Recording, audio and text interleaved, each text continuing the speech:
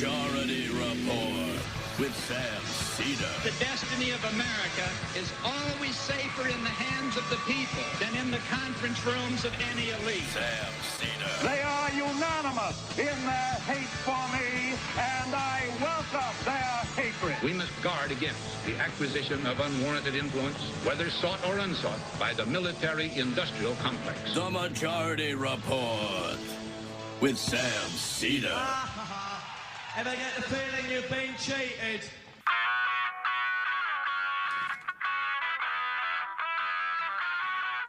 It is Wednesday, August 3rd, 2022. My name is Sam Seder. This is the five-time award-winning Majority Report. We are broadcasting live steps from the industrially ravaged Gowanus Canal in the heartland of America, downtown Brooklyn, USA. On the program today, we are loaded to bear. For bear, to bear.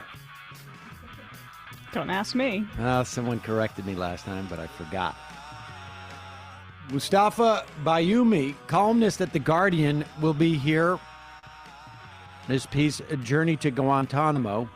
Jacob Silverman, author of the upcoming book, Easy Money, Cryptocurrency, Casino Capitalism, and the Golden Age of Fraud, will be here to talk about the Christian extremist bigot who runs Gab. And then lastly, we'll be talking to, I guess, libertarian gubernatorial candidate Larry Sharpe.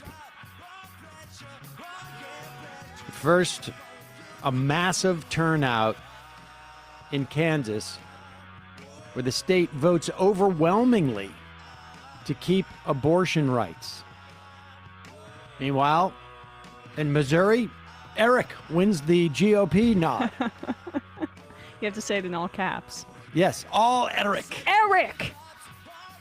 Eric Schmidt, that is. And sadly, Trudy Bush Valentine beats Lucas Kunst. Meanwhile, an Oath Keeper QAnon guy wins the Arizona Republican nomination for Secretary of State. That position runs the elections, incidentally. Great news. Jesus. And it is a big day, more or less, overall, in multiple states for the Trumpistas within the Republican Party. AIPAC money defeats Andy Levin in Michigan. The Senate passes the PACT Act.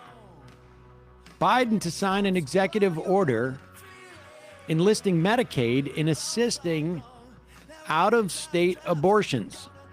That's a pretty big deal, particularly based upon what happened in Kansas. The DOJ challenges Idaho's new abortion ban. Nancy Pelosi leaves Taiwan. Atlanta cancels a music festival for fear of guns. And the Pennsylvania Supreme Court upholds no-excuse mail-in ballots. Overall, pretty good day yesterday.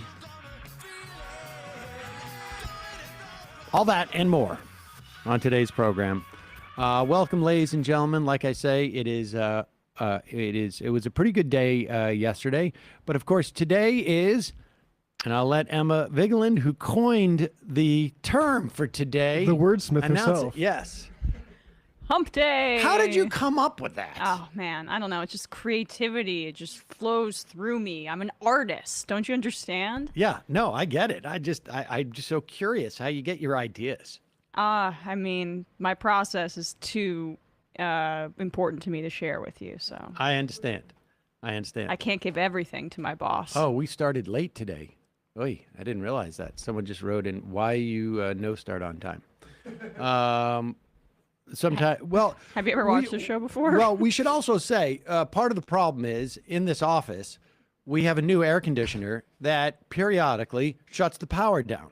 So when the power all goes down, then I've got to reboot all my computers which is a big ask for Sam's computers because he's got about 900 tabs loaded up at any time. It's absolutely true. The RAM is humming. It's nuts. And this computer apparently from 2012. I found That that the other is day. That's why 10 years. all of my peripherals don't work with it anymore after it upgraded to like Mojave or whatever it was. Again, a reminder that we are just swimming in peacock money. It's tough to disaggregate the peacock money from the Soros money. Right. So, all in the same pool. folks, big win in Kansas. Just a couple of stats in terms of turnout. As of this morning, the Kansas primary turnout was at 910,000 people.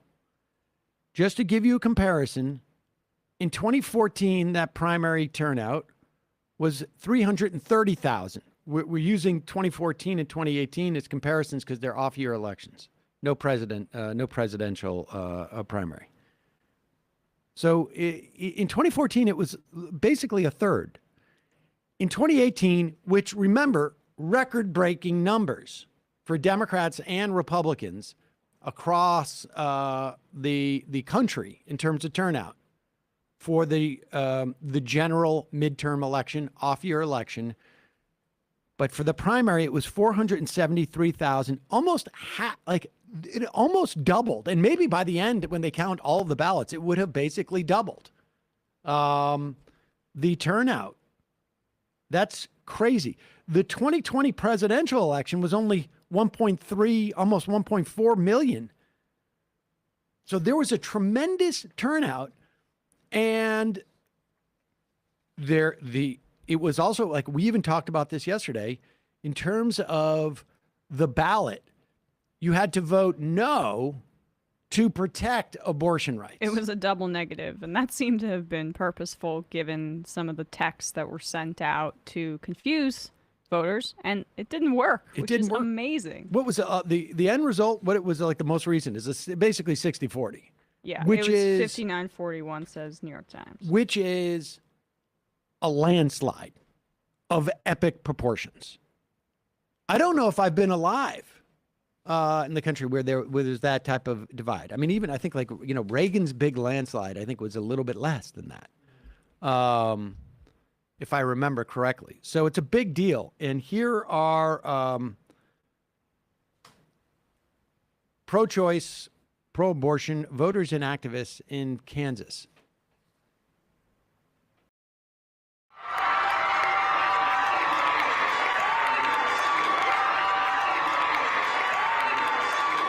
I'm super proud to be from Kansas tonight, and I feel like my state just showed up and boldly told me that they are going to take care of me and my female friends and everyone that can get pregnant in the state of Kansas. We are protected tonight.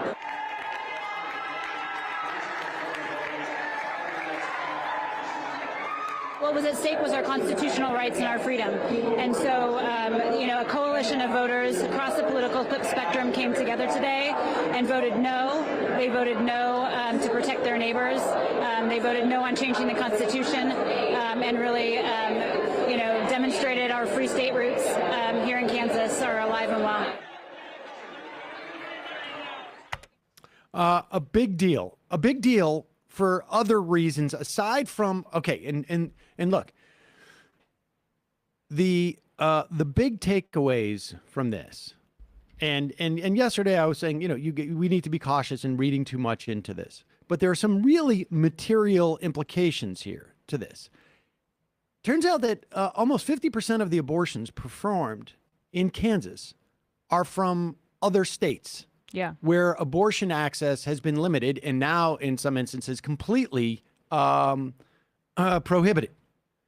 And when you combine that fact, and that Kansas is going to continue to be able to provide abortion services for women in multiple states in that part of the country. Kansas borders many states, and it's really just an oasis in the center of everything. Joe Biden is going to sign an executive order today that is going to direct his health secretary to allow states, essentially to invite states to apply for Medicaid waivers that would essentially allow for them to treat out-of-state women who are seeking an abortion. and Kansas has a Democratic governor. My understanding is that you do not need, and I may be wrong about this, we'll get a double check on this, but my understanding at this point is that you do not need any type of legislation to get that waiver, that is something that would happen within the executive branch of the state government. And so a Democratic governor, in the wake of that vote, is going to seek that waiver, I would suspect, from the federal government. And it will, at least, the material implications of that vote are pretty big. I will also say, despite what I said yesterday, if you had told me that they would double the turnout, that it would be 60-40, I would have told you the one sort of like political implication. Again, hard to extrapolate as to what this is going to mean in the midterm election, because you don't know how those voters are going to vote, Republican or whatnot. But it's definitely not a bad sign. It's definitely not a bad sign. But what it will definitely do, I believe, is it will encourage a lot of Democrats running for office, particularly in purple districts or districts that, maybe have gone Biden 4 or 5 in the general election, but in an off-year election, might the advantage might be to the Republican. They're all going to start talking about abortion rights a lot more now. Do it. Because this is, at the very least, the way it's going to be interpreted, and I think it would be a mistake to interpret it any other way, is that this is a winning issue. And if you box in your opponent, it's going to only help. And you mentioned the Kansas already was a bit of an oasis for people seeking abortions in bordering states for many years. And now it just really cements that history for itself. Like, what was the conflict between Missouri and Kansas in the lead up to the Civil War about over slavery? Slave states, yeah. Right. And Kansas was on the right side of that. They seem to... most or some Kansans were. Right. But there is like an interesting history between Missouri and Kansas, and they share the border and they share Kansas City as well. And people, I would imagine, are going to continue to flock to Kansas as this sanctuary state, honestly, for this kind of healthcare. And so, I mean, honestly, Kansans, I think, should be really proud. Really proud today, because this is going to be hopefully something that is replicated in other states where there is just a bit of a democratic toehold where you can protect women in bordering states as well. So, and people who can get pregnant. For Kansas, this is for you.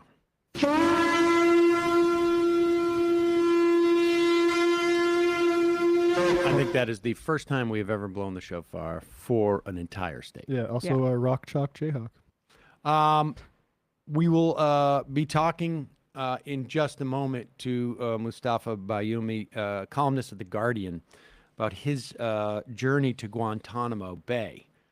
But first, an oldie but a goodie. Oh, my God. Yes, of course. Emma's super psyched. It's 2022. We have high-speed internet. We have portable air conditioners. We have celebrities going to space. We're going to have more electric cars soon. And yet, people still clean their bums in the way that our Victorian brothers and sisters did.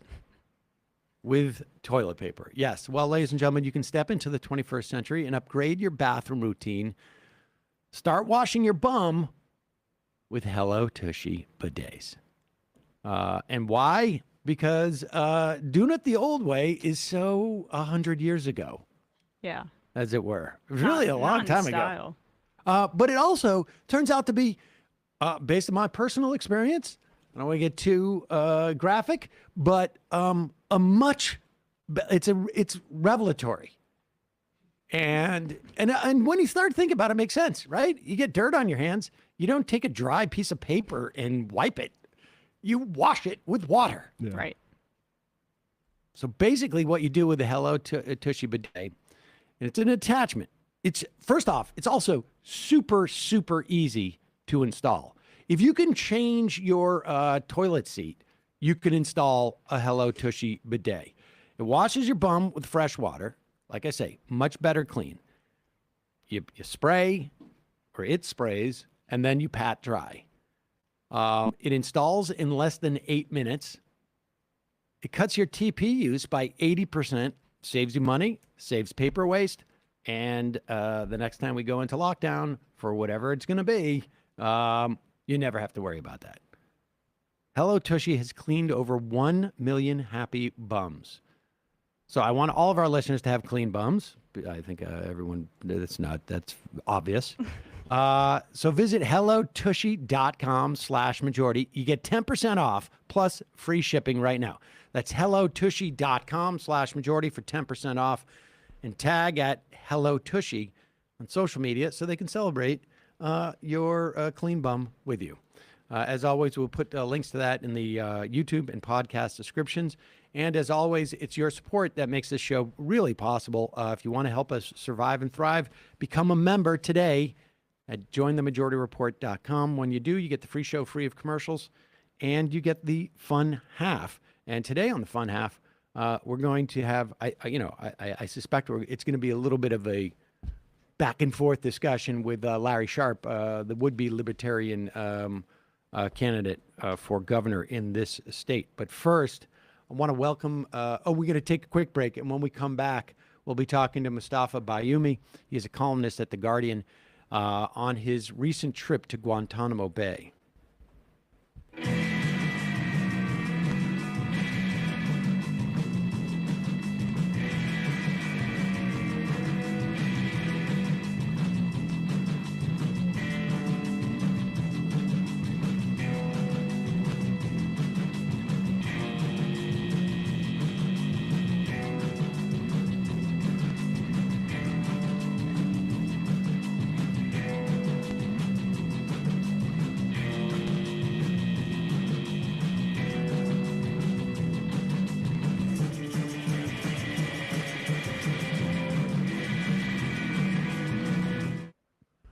We are back. Sam Seder on the Majority Report. Joining us is Mustafa Bayoumi. He is a columnist for the Guardian paper and the Guardian site, I guess now. And he writes about his journey to Guantanamo Bay. The piece is entitled "A Week in America's Notorious Penal Colony" in the Guardian on July 11th of this year. Mustafa, welcome to the program. Thank you, Sam. Let's just start with, and you provide this quite early in the piece, just the breakdown of like who's been there, who continues to be there, and under, I guess their classifications, their categories, because it really is stunning. Just that one paragraph enough is really one of the most sort of like upsetting things. And it's been a while. We barely hear about this now, but just give us those numbers if you could. Sure. So talking about Guantanamo Bay, there've been something like 780 detainees throughout the system. It's now over 20 years that the prison has been active. Of those 780 today, 36 remain at Guantanamo. 10 of those 36 are now under the military commission system. So they're actually, in trial, but those trials have not actually moved to the trial stage yet. 20 of them have been cleared for release, but we're waiting on countries to accept them. And so the US government should be actively involved in that. 2 of them have been convicted. One of them, who has been convicted, has actually already served and completed his sentence, and yet he is still in prison, essentially, at Guantanamo Bay. So really, it's 21 people who should be resettled somewhere else. And then there are the so-called 4 forever detainees. They've never faced any trials. The U.S. government says that they're too dangerous to release, but does not have enough, evidence or wherewithal to actually set up trials for them. And can you just talk a little bit about for the conditions that people are in terms of solitary confinement? I think you wrote that over 23 hours a day of solitary confinement, some of these prisoners? Well, it's changed. It's gone through various iterations over the 20 years. And it also changes depending on the profile of the prisoner. There are so-called high-value detainees and so-called low-value detainees. And the high-value detainees are more or less essentially those who the CIA had tortured at black sites around the world. And then they were brought in 2006, 2007 to Guantanamo Bay. And that's when the military commission system was first set up. And so they had the most horrific conditions. Many of them had the most horrific conditions of confinement. Now, 20 years later, in fact, many of them are facing really difficult health situations. You know, they have all kinds of ailments that are the consequence of being in jail for 20 years, or also the consequences of having a legacy of torture on their bodies at the same time. So the conditions of confinement may have eased in recent years for some of them, but that doesn't mean that their health or their situations are actually any better. I just want to note the youngest prisoner at Guantanamo Bay that we held there when he was brought there was 13 years old. And to reiterate that of the first 571 detainees that were there, 86% of them were not captured by U.S. troops. They were handed over for a bounty. And subsequent to that, I don't know we can say that about every one of those 86% of 571, but there was a lot of reporting at that time or subsequent to that suggested these were arguments with, sort of either tribal arguments or arguments with, sort of personal arguments. And people just said, this is a good way for me to get rid of this person and get them out of my life, essentially. But there's almost like two separate issues here, right? One is how messed up maybe the process in which people get there is. But then just simply the existence of this type of site, this type of sort of prison is distinct from the fact that maybe there were people who didn't even belong to be there. Tell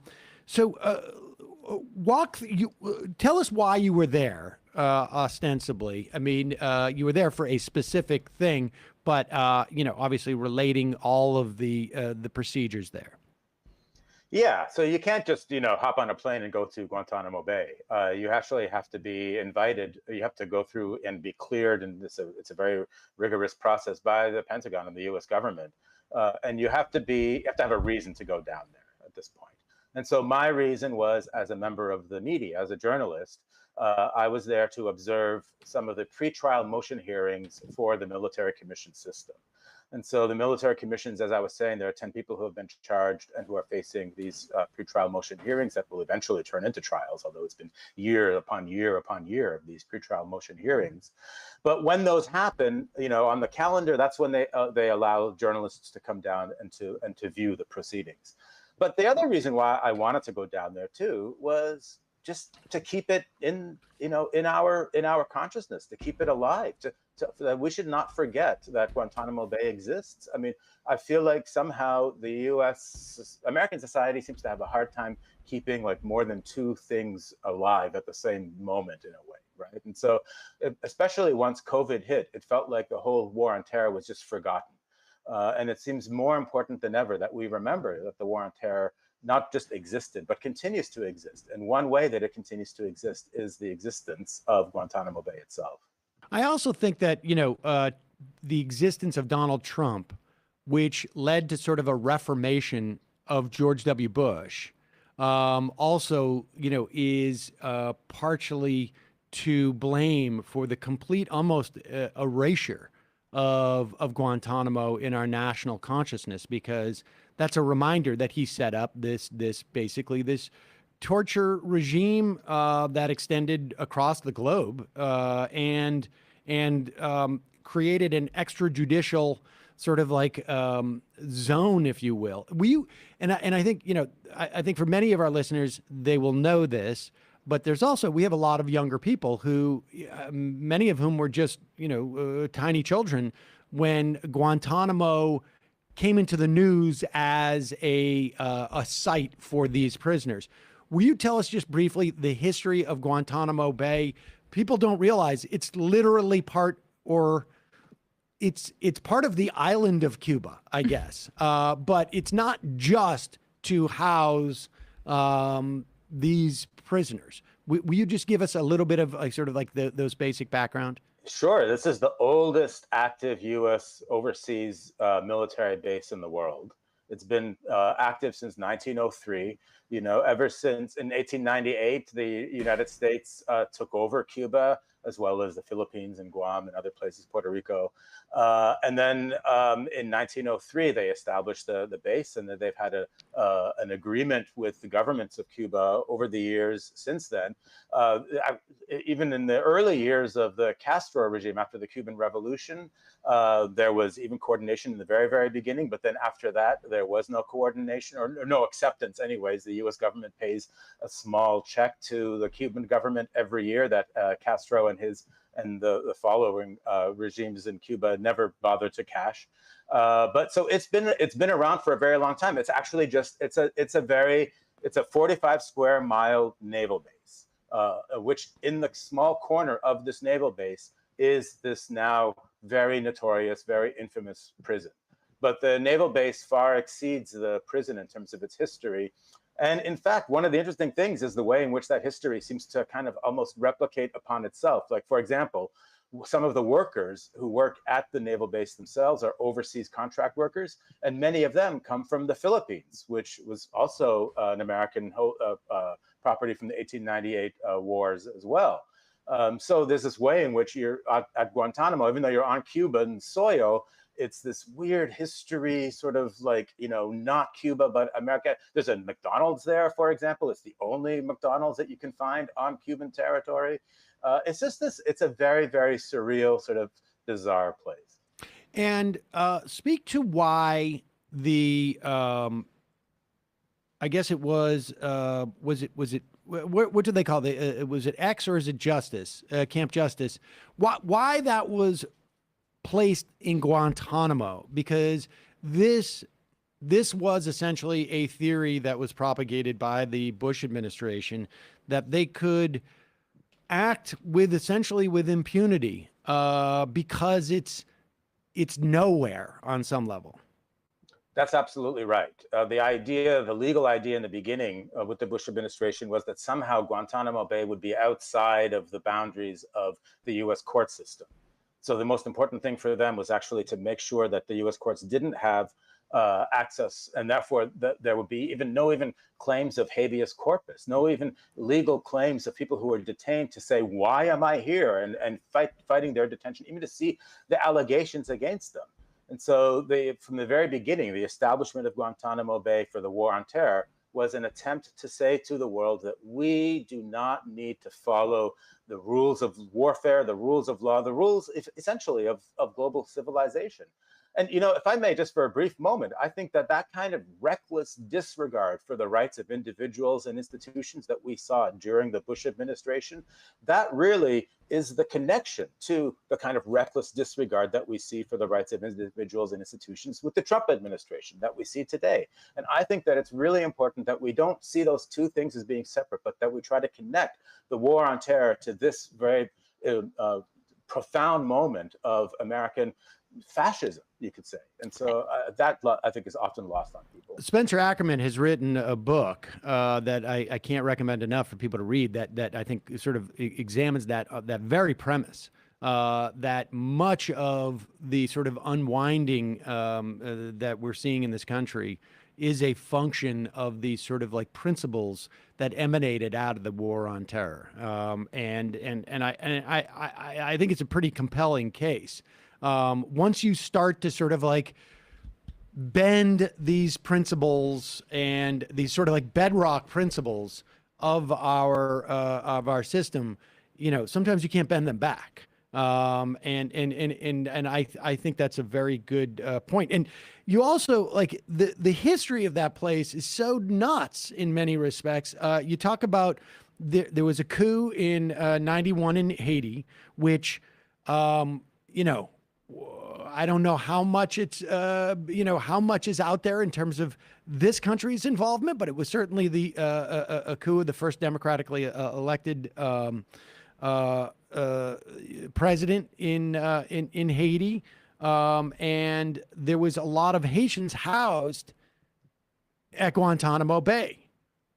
That's right. In fact, they were on their way to the United States to try to claim asylum. Their lives were threatened. It was a dangerous period, and the U.S. did not want their feet to touch American soil. They didn't want them to go through the U.S. legal process for asylum. So instead, they came and just up to with remind the people, once you place a foot on American soil, both American law and international law says you must at least process their claim for asylum. Correct. And so instead, they thought, well, let's divert them instead. So thousands were then diverted. Where to? To Guantanamo Bay. And in fact, to the very same naval station where I was at, to the very same naval station that now houses this prison. Not only to the same naval station, but in fact, on an old abandoned airfield called the McCullough Airfield. And not only on that airfield, but that airfield is the same place, exactly the same place where the military commissions are being housed as we speak right now. So there's a history to that territory. And the history too, I think, is when you talk about making connections, placing it in Guantanamo Bay, which, you know, was a section of land that we got before the Castro regime, and obviously Castro and the communism there, the war on terror can be viewed as an extension of, or a child of, the Cold War and our colonial empire internationally as well. It's almost a thumb in the nose or a thumb in the eye of Castro and Cubans in general, as a way of, you know, an extension of that history as well. You know, I think that's such an important point. And I think it's also reminding us about the way in which the American military archipelago is so grandiose. In fact, the United States has way more military bases than any other country at all. Something like 175 military bases around the world in about 75 different countries. That's a much larger footprint than any other country anywhere around the world. People should read David Vine's book about that, by the way. That's a very important point, I think. And just one more point about those the Haitians, like the establishing that base does not constitute U.S. territory. I mean, because if a child gets born on that base, right? I mean, don't they have citizenship, U.S. citizenship, ostensibly because they're on that base?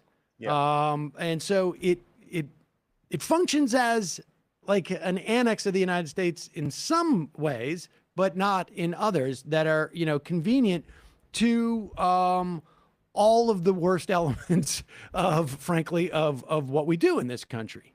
But let's talk about the commissions.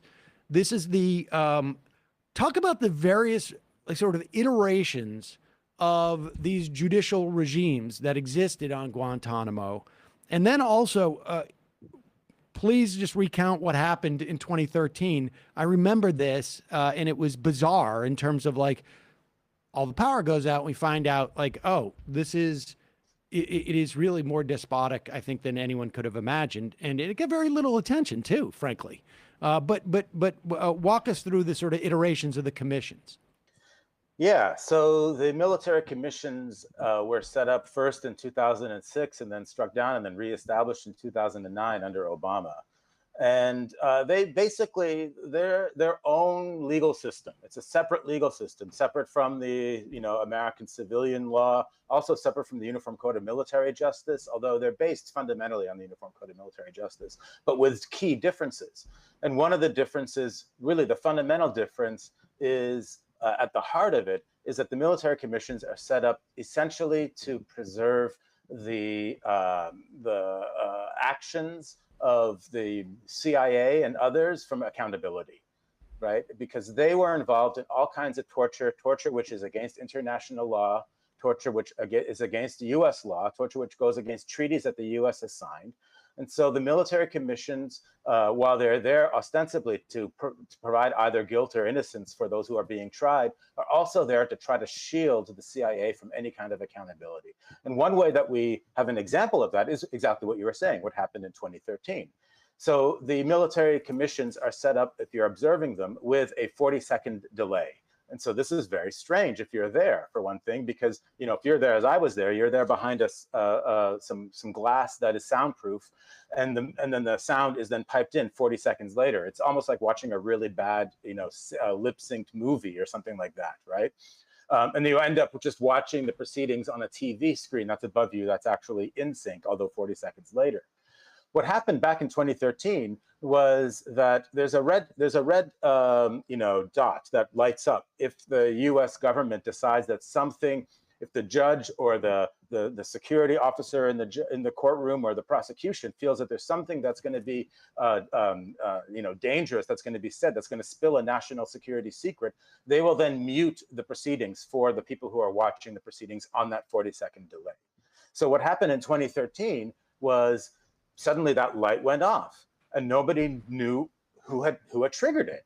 And so the judge looked at the prosecution said they hadn't triggered it, the defense and everyone looked at the judge said he didn't do it, they looked at the security officer, he also didn't do it. And only then did it really become clear to people that they were not the only ones who are watching these trials, that in fact the trials were also being observed by no other than the CIA themselves remotely. And not only were they being observed, but the CIA had the ability to control what was going on, what was being heard, what evidence was being understood to be part of these trials. So the CIA has actively been involved in coordinating and in limiting the access to these trials from the very get-go. And nobody associated with the trials, prosecution, judge, defense, had any idea that was the case in terms of the CIA. Under what authority? These are presumably military commissions, right? The CIA does not have authority under, as far as I know, under the Uniform Code of Military Justice. Under what authority does the CIA? Was there a statute? I wonder what authority do they have the ability to literally stop these proceedings? This is what happens when you have essentially a brand new legal system that is there set up without that much oversight, without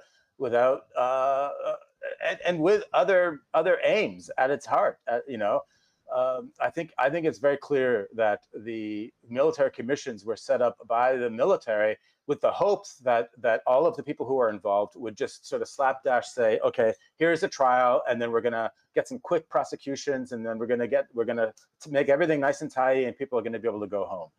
Well, instead, what happened was that, especially the defense lawyers, especially the JAG defense lawyers, the military defense lawyers said, well, you know what?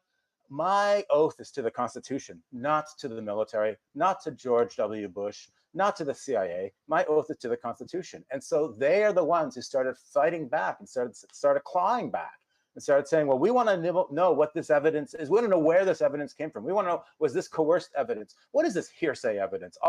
They started challenging all of the elements of the military commission system, which I think many people would see as rather, if not fully undemocratic in any other kind of context.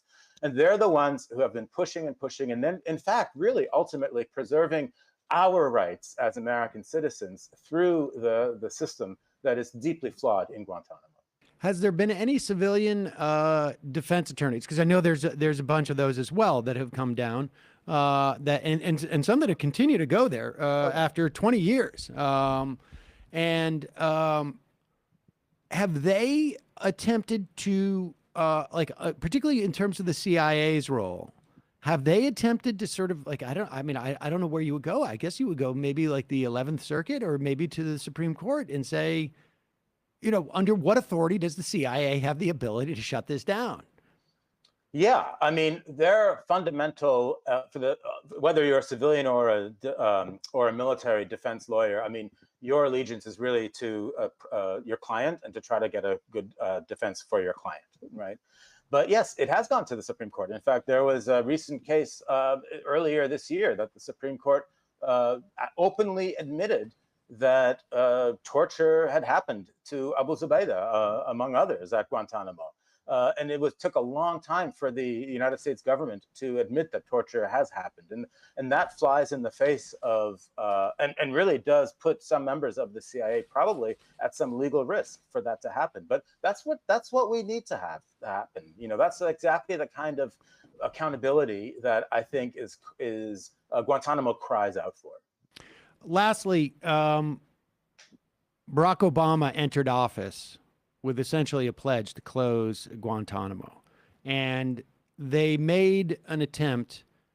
I think people can differ as to sort of like how vigorous of an attempt it was, but it was largely shut down by the Senate, both Democrats and Republicans. I mean, I think Democrats controlled the Senate at that time when the real big push happened to close Guantanamo, because there was some notion that these people being held there, and we've already broken down the numbers of, like, even the ones that supposedly we think are dangerous is minuscule, that they were somehow supposedly the fear was like, you can't bring them onto American soil because maybe there would be some type of a prison break, or like Lex Luthor would come down, or this and that. I mean, that was ostensibly what we were told, but it really was more. I mean, was it really? And this is the strange thing about it.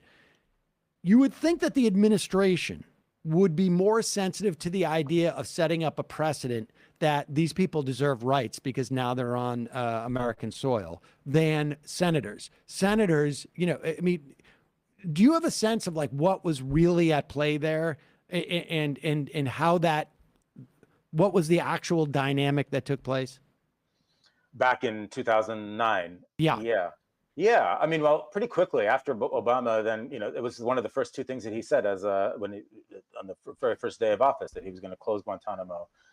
And also pretty quickly from the very beginning of when he was elected, I think you had Mitch McConnell say that we're going to make him a one-term president too, and like be very negative about anything, and that they're not going to work with him at all.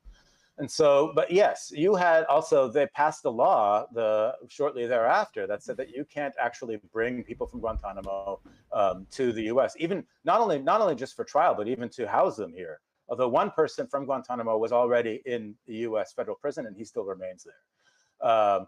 So it's actually been it's made life very difficult for a number of people, because what that also means is that the U.S. government has to find third countries also to house the people who also been cleared for release. And we don't even know if these trials actually happen for the 10 people who are being currently tried, if those trials ever do happen and they're convicted, where are they going to serve their sentences?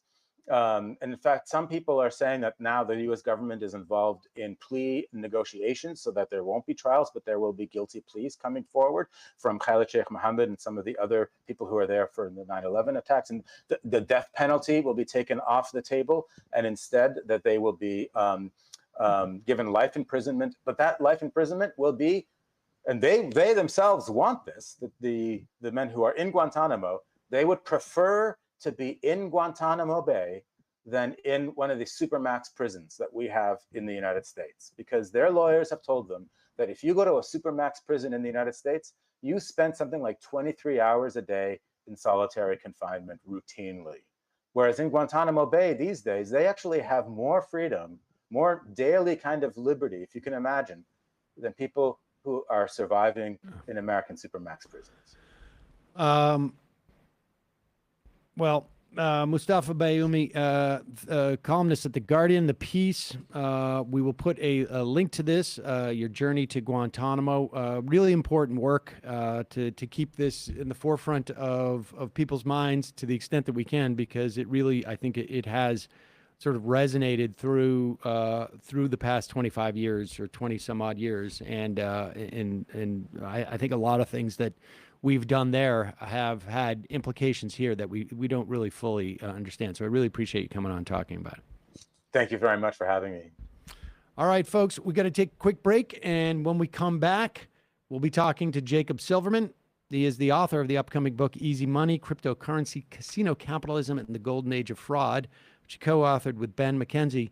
But he's here to talk to us about the CEO trying to build a white Christian secessionist tech industry. We'll be right back after this.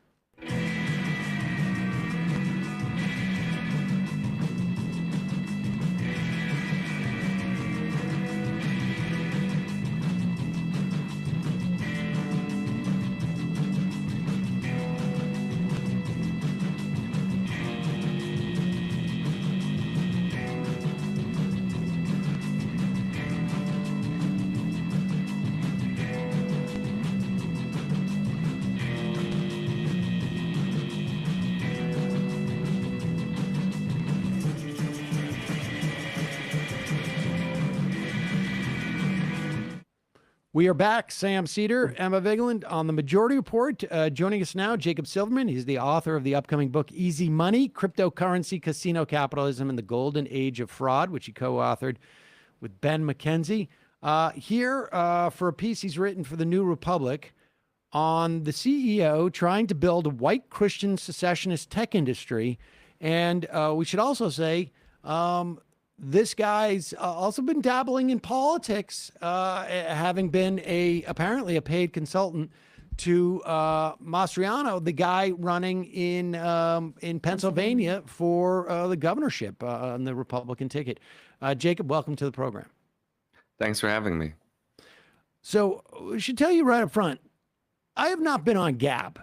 And I'm not sure. Has anybody in the office been on Gab? Have you been on Gab? I'm a Truth Social guy. Yeah. Okay. Yeah. No, I would never. But what is Gab? Well, Gab itself is part of a company called Gab AI, but that has a bunch of different products and companies beneath it. But really, Gab is a Twitter clone that's designed for wing users. Really, anyone who has a very rigid and almost fundamentalist view of free speech. It's very light on moderation, and the audience it tends to attract, and as I found that it actively solicits, is really a right-wing, frequently bigoted, anti-Semitic kind of audience, people who have been kicked off Twitter or Facebook or elsewhere. And it plays off of those grievances also against mainstream tech and the perceived censorship in mainstream tech. So it's an island for misfit racists. Absolutely. And they have now, they're growing. They have a video site. They're trying to do a sort of PayPal clone.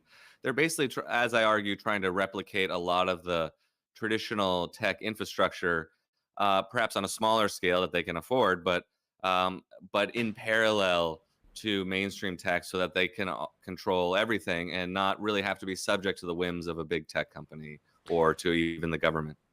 Let's just start with this. When you say light moderation, like what do they say is, what do they not allow? Is there anything they don't allow on the on their platform? From my understanding, I think they follow the law. So they try to remove speech that's incitement, for example. But before the massacre at a Pittsburgh synagogue a few years ago, the shooter posted on Gab and I believe was egged on there. And then what the Gab founder did was he, and the CEO, Andrew Torba, is he then, he denounces the shooting on one hand and calls it a crime, an act of terrorism, and brags about his cooperating with law enforcement, but then reaffirms that Gab is sort of an open place where almost anyone can say practically anything. So I think, if you found content there that actually does violate the law or perhaps is reported in some way, I think there's still some reporting mechanisms, then those sorts of things might be removed. But the company is constantly talking about having as light a touch as possible, and that they really see themselves as a refuge where people can say whatever they want, including hate speech. Give us a little sense of like Torba's history. What was he doing before he decided to set up Gab? Well, from my understanding, he's basically a serial tech entrepreneur who when he started Gab, the company started early Trump administration, late Obama administration, I believe. And that's when he sort of found his vision for what he wanted. I mean, what makes him, I think, interesting, and I say that almost in quotes, and with the caveat that a lot of what he says and does and promotes is quite disturbing, is that he is very dedicated to this vision of a Christian nationalist country and a separate tech industry that caters towards those values. Of course, very right wing, very much free speech above all else. So that is the plan he's been trying to put into action for 5+ years. I would argue, in some sense, he is doing it. I don't think he's going to necessarily start some revolution, but he and we don't really know the finances of his companies. It's very possible he's not making any money, but he is creating a space and certain tools that people on the right are looking for, especially those who have been kicked off of mainstream networks. And you see the same thing in something like Truth Social or Parler, but I would argue that they're doing it differently and with different degrees of success or failure. I'd say. Will you contextualize it in that way? So, like, how many users do they have relative to a Truth Social or Parler? How is what is their moderation like? How is their audience different? Like, I mean, is Truth Social and Parler and Gab, are they competitors essentially? Is that what's going on there, or? They're basically competing with one another. They don't have much shot at competing with mainstream social media platforms.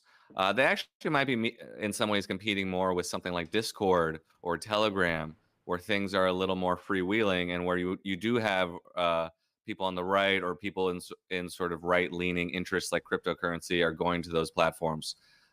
So yeah, Truth Social is a disaster. It doesn't really work from any perspective. The finances are a mess, and I think just the fact that Trump is in charge with Devin Nunes and it's a SPAC and all sort of line up all the bullet points, and you can see that this thing is probably destined for failure and not many people are using it. Parler has attempted to legitimize itself more.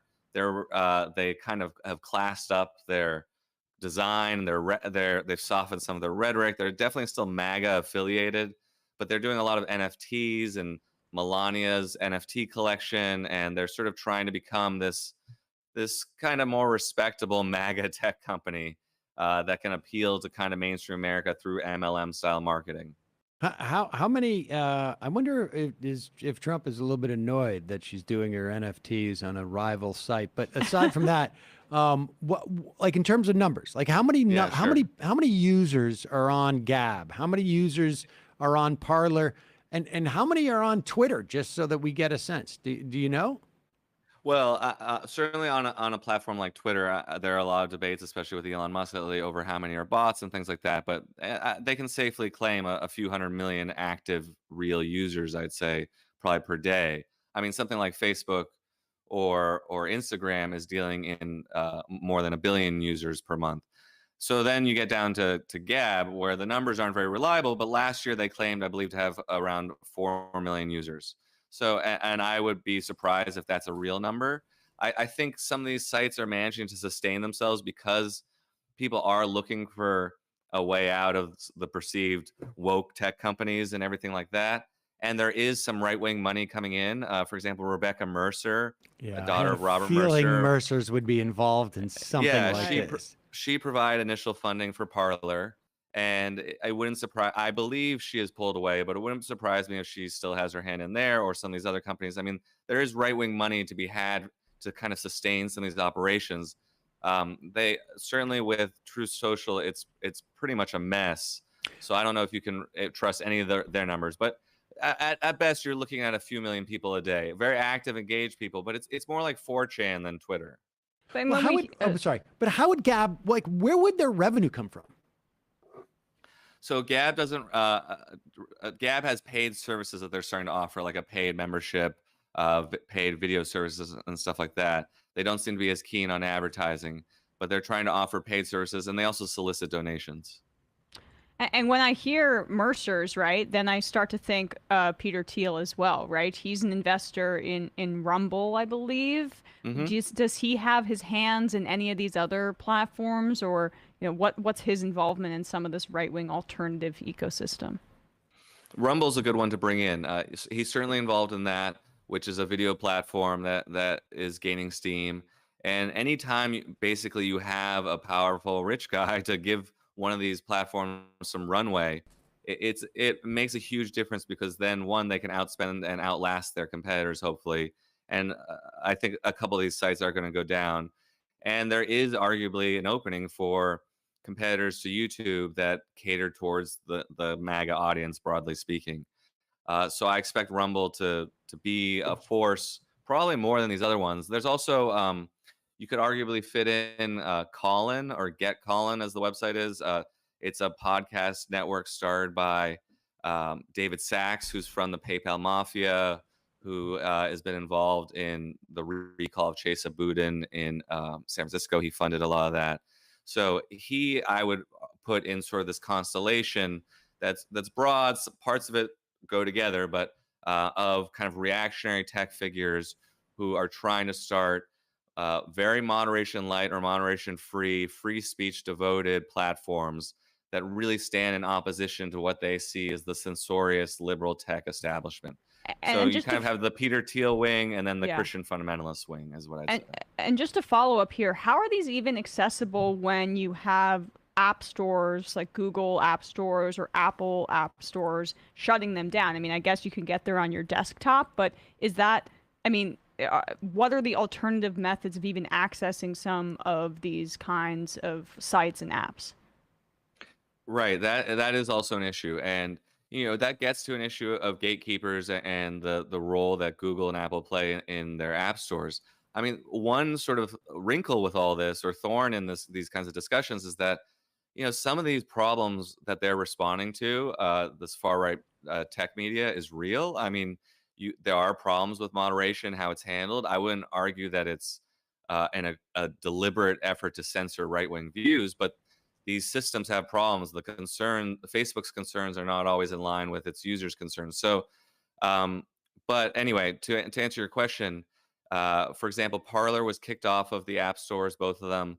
They went back on the Apple App Store in exchange for introducing some moderation. They are not on the Android store, the Google Play Store. You can do what's called side loading, basically load it yourself. You can go on parler.com, and they promise you can see the unmoderated version. Gab, you mostly access through the web. So a lot of this stuff does end up having problems kind of meeting people where they're at, which is on their phones. Those are some of the gaps also that these companies are trying to fill in, I suppose, because they want to be as accessible as possible. So, as you say, Torba is a Christian nationalist. He signs his newsletter post "Jesus is King," which is, I guess, fine if you're into that type of thing. There's a lot of violent anti-Semitic comments on Gab, and I'm surprised they don't get advertising from like sort of rival white nationalist groups that want to. But let's talk just a little bit, to the extent that you know any. I mean, you don't bring it up in the piece, but it turns out this guy Torba was a unspecified paid consultant to the Republican nominee for governor in Pennsylvania. Do you know anything about that? Like, what would he be consulting? It's a good question. Let me put it just like, if I'm hiring consultants around me who have never run for political office, right? I'm maybe looking for them for like what kind of constituency they can bring to my campaign. I mean, do you have any ideas here? I certainly have an idea of what it says about Mastriano, and maybe what it says about what the Republican Party sees as I mean, I don't know how this decision was made, but what they see as who they do want to reach. I mean, in general, I would think someone hires Andrew Torba to do some kind of media or social media consulting. I mean, the announced fee, I believe, was $5,000, but maybe there's more to it. But you hire someone like that to reach a far right audience on social media. That's his expertise. One thing that I did read was that for a while it seemed I think it was denied by Gab, but there was a report that for a while every new Gab user was automatically following Mastriano on Gab. Certainly, every new Gab user does have to follow, or at least last I checked, had to follow Andrew Torba, which is why he has a couple million followers. So not just Jesus is King.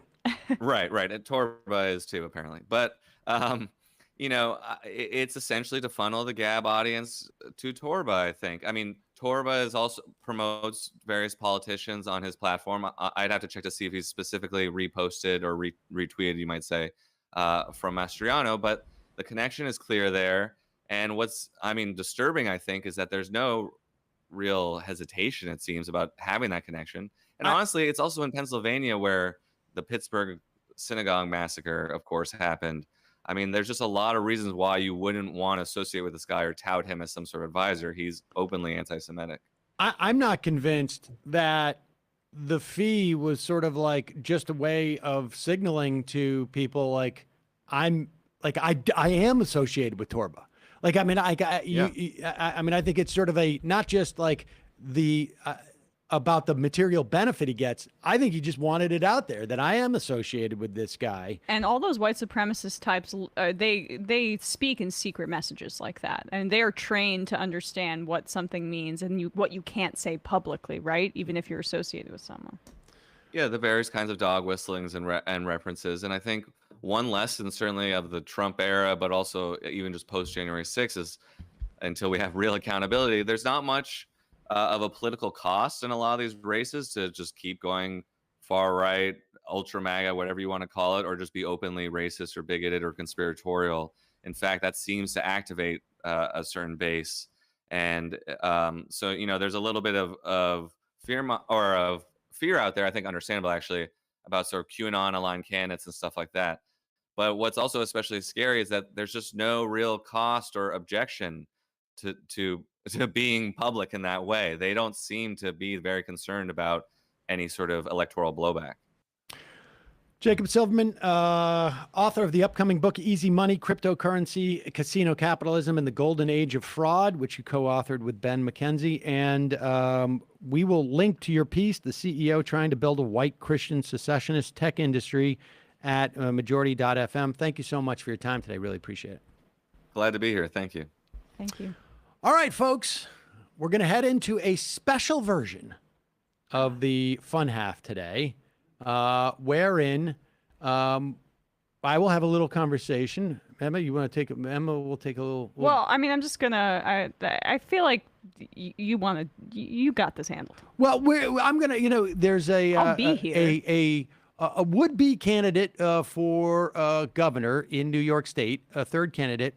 One of the problems that, and I do think this is an issue, and it's why one of the reasons why we're having him on, is Andrew Cuomo, in an attempt, I think, ultimately to hinder the Working Families Party, made it very, very difficult to get on the ballot for the gubernatorial race. And we will talk to Larry Sharp about that.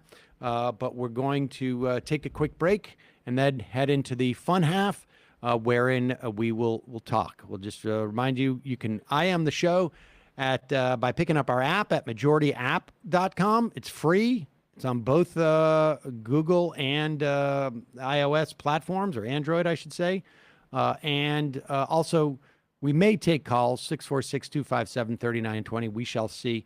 But we'll be right back after this into the fun half. But Matt, what's happening in the Matt Leckie Media universe? I heard you got a big guest. We had a big guest last night, Emma Vigland. You may have heard of her. She was on Left Reckoning for the first time, and she stayed in for the post game too, where we talked a little bit about politics. So we did. It's a juicy post game, I would say. Patreon.com/Left Reckoning to get that. We also talked about Kansas and how I think that Tim Heelskamp, the guy who was paying for those texts, trying to fool people about the abortion, I want to see that guy do time. I don't know if we need to do new laws or if there's laws in the books. It doesn't look like there's laws in the books. Laws in the books seem to be against helping people vote. Right. But that sort of lying, and investing in lie media like that should somehow be illegal, at least some kind of fine. So I went a little bit authoritarian and anti-free speech last night. So patreon.com/Left Reckoning. All right, we're going to take a quick break and head into the fun half, and then we will be talking to Larry Sharp, Libertarian candidate for governor in New York State. 3 months from now, 6 months from now, 9 months from now. And I don't think it's going to be the same as it looks like in 6 months from now. And I don't know if it's necessarily going to be better 6 months from now than it is 3 months from now. But I think around 18 months out, we're going to look back and go like, wow. What? What is that going on? It's nuts.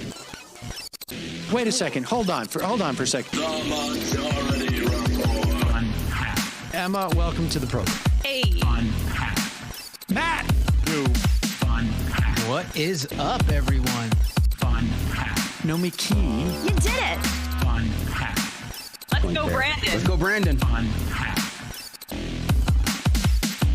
Bradley, you want to say hello? Sorry to disappoint everyone. I'm just a random guy. It's all the boys today. Fundamentally false. No, I'm sorry. Women's. Stop talking for a second and let me finish. Where is this coming from, dude? But dude, you want to smoke this 7A? Yes. Hi, me? Is it? Yes. Is this me? Is it me? It is you. Is this me? Hello? Is this me? I think it is you. Who is you? No sound. Every single freaking day. What's on your mind? Sports. We can discuss free markets and we can discuss capitalism. I'm gonna go smell it. Libertarians. They're so stupid, though. Common sense says, of course. Gobbledygook. We fucking nailed him. So what's 79 plus 21? Challenge Matt. I'm positively quivering. I believe 96, I want to say. 857-210-501. 1/2. 3/8. 9/11, for instance. $3,400. $1,900. 6, 5, 4, $3 trillion sold. It's a zero-sum game. Actually, you're making me think less of it. But let me say this. Poop. Call it satire. Sam goes to satire. On top of it all, my favorite part about you is just like every day, all day, like everything you do. Without a doubt. Hey, buddy, we see you. All right, folks. It's just the week being weeded out, obviously. Yeah, sun's out, guns out. I don't know. But you should know. People just don't like to entertain ideas anymore. I have a question. Who cares? Our chat is enabled, folks. I love it. I do love that. Look, gotta jump. Gotta be quick. I gotta jump. I'm losing it, bro. 2 o'clock. We're already late, and the guy's being a dick. So screw him.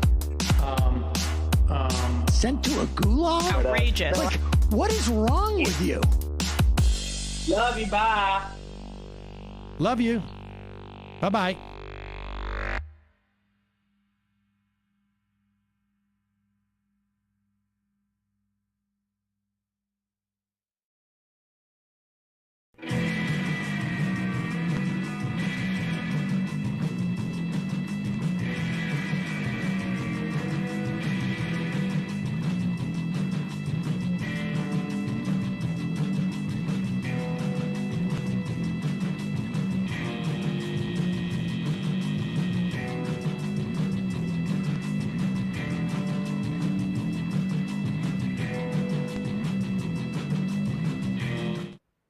We are back. Sam Seder, the fun half of the program. Emma stepped out for just a moment. I want to welcome to the program. He is the Libertarian candidate for the governorship of New York State, Larry Sharpe. Larry, welcome to the program. Thank you for having me. Yes, this is my second shot at this, by the way, Sam. Not my first, my second. This is the second time you have run. Ran in 2018, got 2% of the vote. About 100,000 votes, and was able to have party status for the Libertarian Party for the first time ever in 2018. And we actually had in 2019 107 victories across the state once we were able to be on the ballot across New York State. We had 107 Libertarians locally, only locally, of course, obviously local victories. And then by 2020, the state removed our ballot access, changed the rules, and threw everybody off the ballot. So I'm at it again. They try to stop me, but I'm either stupid or stubborn on both. I'm not sure, but I'm not done. Maybe we'll find out. Maybe both. Now, so, and we should also say that you are not just the Libertarian Party candidate, but the Forward Party, This is the party that's been set up by, Andrew Yang. Andrew Yang, right? Absolutely. Well, I want to be clear on this. I don't Christy Todd actually have their line, right? I am endorsed by the Forward Party, but I'm running on the Libertarian Party line. I'm endorsed by the party, the Forward Party, because I think, look, the reality of it is Andrew Yang and I agree on certain things, which is third party is the answer. If we don't have a third party, we're in trouble. So we got to have a third party. So on that, we agree upon. I think he agrees with you on some of your ideology too, frankly, that it was always my issue with Andrew Yang. At one point, we had talked about, talked about him talking about eliminating a lot of our social safety net. But let's just first start with, and I want to talk about this because I think this is maybe our one point of agreement. I bet we have a lot, Sam. A lot. Maybe two. Okay, so two. That's a lot. That's more than one. I'm doubled. Look at that. I've already doubled it. Good point. Thank you. But let's just talk about this. What has happened in terms of a ballot, ballot access? Yeah. For not just the Libertarian Party, this also was the case for the Working Families Party, and I think Andrew Cuomo's Cuomo for Women Party, or whatever it was that he was trying to set up, which was a fake party. I mean, there has been, we should also say this, there has been a history in this state of basically fake parties set up to confuse people. 100%. Libertarian Party is a real party, which I would argue also confuses people, but also to be fair, the Green Party too, right? Yes, and the Green Party Howie as well. Hawkins, the only two real parties that are not parasite parties, as you talk about, are the Libertarian Party and the Green Party. Every other party that's out there is a parasite party. I think the Working Families Party is, they are a fusion ballot. They also do run candidates on the ballot, on their own ballot in local elections as well. So here or there, but they almost always, more than 60% of the time for sure. In New York. In New York. Sorry, I should be clear. We should say right, like they are outside separate. of New York State, the Working Families Party is different work. Right. I'm talking about specifically in New York State. In New York State, the Working Families Party almost always adjusts back to Democrat in New York State. That's true. 60% of the time, like you say. Yeah. So what happened? What changed materially at that time in 2020? This was a Cuomo's way, I think, in many respects, of punishing the Working Families Party in particular. Well, if you remember in 2018, Cynthia Nixon ran as a Working Party's family candidate for the governorship. Yeah. The Democratic Party pushed her out completely. She went and got signatures and got in the ballot anyway so that she could get into the primary. She lost the primary. When she lost the primary, the Working Families Party actually wanted to still keep her because they were anti-Cuomo. They still wanted to keep her anyway. And he bullied the Working Families Party into just saying, you know what, just back me. And he did. Cynthia Nixon backed out. They backed Cuomo, but he didn't want that to happen ever again. So he wanted to get rid of all the parasite parties. So what happened was, it used to be you had to get 15,000 valid signatures across New York State to get on the ballot. While that is a lot, it's not undoable. It is a challenge, but it makes sure that only serious candidates get in. It wasn't undoable, and often people were able to do it. They then took that number and went from 15,000 to 45,000. They tripled it. And my argument was, that's now impossible. How can you do that? And only 6 weeks. And they moved the time from the summer to now towards the spring, where there's still snowstorms in New York State. And no fairs, right? Usually you go to fairs, get people to sign your petitions, but now there's no fairs going on, and there's still snowstorms and such, and 6 weeks. And just so that people understand how bad this is, if you're trying to do this, you have to get 50,000 signatures, because they actually go through and check every signature to make sure everything's accurate. So at least 50,000 signatures you have to get. It's not 6 weeks, because you lose 1 week prepping and prepping to set it up so you can give it to the Board of Elections in the format that they want, and then prepping to make sure your teams get out, what works, doesn't work. So you actually have 5 weeks. So if that means 50,000 signatures, 10,000 a week. If you can get people to work 5 days a week, that's 2,000 signatures a day. A great signature gatherer will get 100 signatures a day. If they're amazing, the average only gets between 25 and 50 per day. So now that means I need like 40 or more people to work 5 days a week, 10 hours a day for 5 weeks straight. Impossible. I think everybody can agree that number is prohibitive for any party that isn't like, awash in cash. No, I would argue, I go further than that, because here's the data that actually happened now. A multimillionaire, Harry Wilson, couldn't do it. A sitting congressman couldn't do it. So it's not prohibitive. It is impossible. Okay. They are literally awash in cash. Okay. And they couldn't do it. Okay. So, I mean, but obviously the parties can do it because they have a party apparatus already set up. I mean, Parties don't have to do it. They are automatically on. Oh, Democrats and Republicans are automatic. Ah, okay. That's my point. Nobody can do it. Okay. So the parties that are established are on automatically. Okay. And so you're going to court to try and fight this and show that it's and presumably we'd want to return it back to basically the way it was. 15,000 signatures and okay. Well, I support going back to that number. If there's anybody out there who has an argument that 15,000 for whatever reason is too low and that it really should be 17,000 or 18,000, I mean, it should be doable by a party that is at least, been able to access ballots, within the past with those resources and that. I mean, there's a way to push that. Even if you say 45,000, because some people will argue, well, it's 18 million, 19 million people in New York State. Is 45,000 really that much? To be forward, we could do 45,000, just not in 6 weeks. If you want to do 45,000, you got to give us a couple of months. Yep, fair enough. And then we can do it. So you can either raise the amount of time or shorten the signatures. It's physically impossible, and that's the issue. Fair enough. All right. So let's move on to again. With that said, we're in agreement there, and we're hopefully already working good. Look at that. Hopefully, the state is that the state Supreme Court. Is that where? That's where we are. Yeah, we actually went there last Monday, not this week, the week before. And we're actually waiting on an actual ruling right now. And this long, I mean, we're waiting 7, 8, 9 days now. Is generally good for us. Usually, the state tells us no, and the state's been very forward. Let's get into the substantive part of not the process part, but the substantive part. You're running for governor. You're the Libertarian candidate. Yep. Presumably, you've gone through like a nomination process with the Libertarian Party. Is that right? Yes. Okay. Why are you a libertarian? Because I've interviewed and sort of debated many libertarians.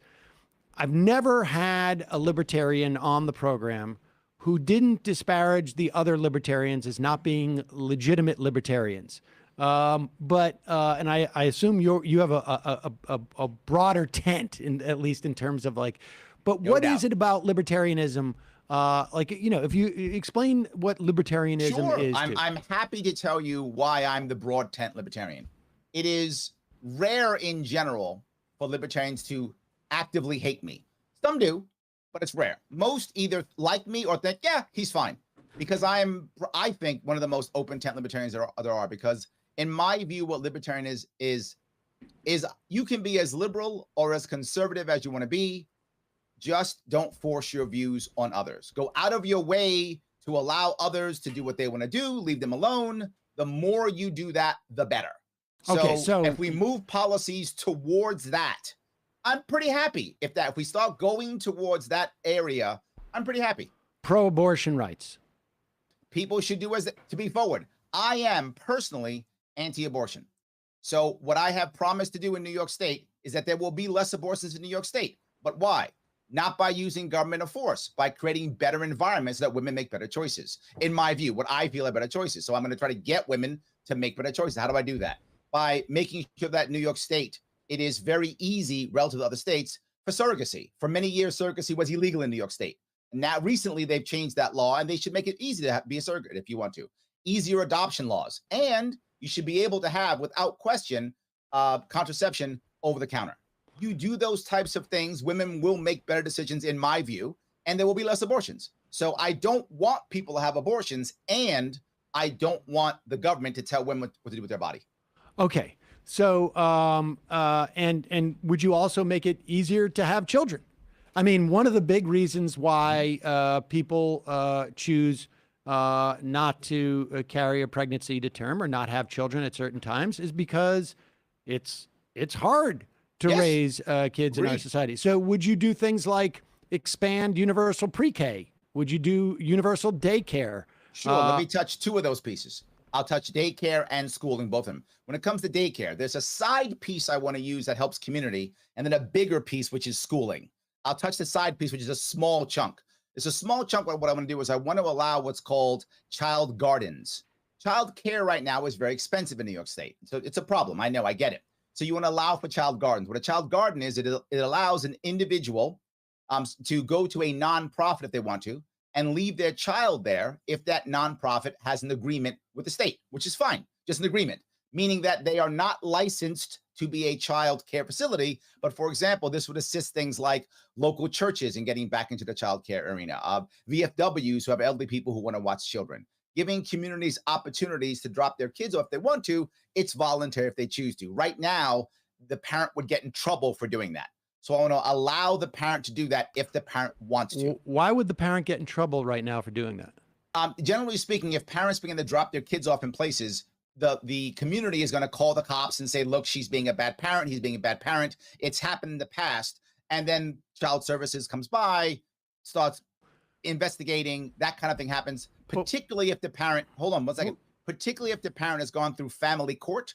If the parent's gone through family court, the family court system often gets involved, and now parents become afraid to drop their kids off. I'm confused. Like, you mean just leaving your kid at the church, or correct? Yes, that's what I'm telling you. Yes. But who's going to take care of them at the church?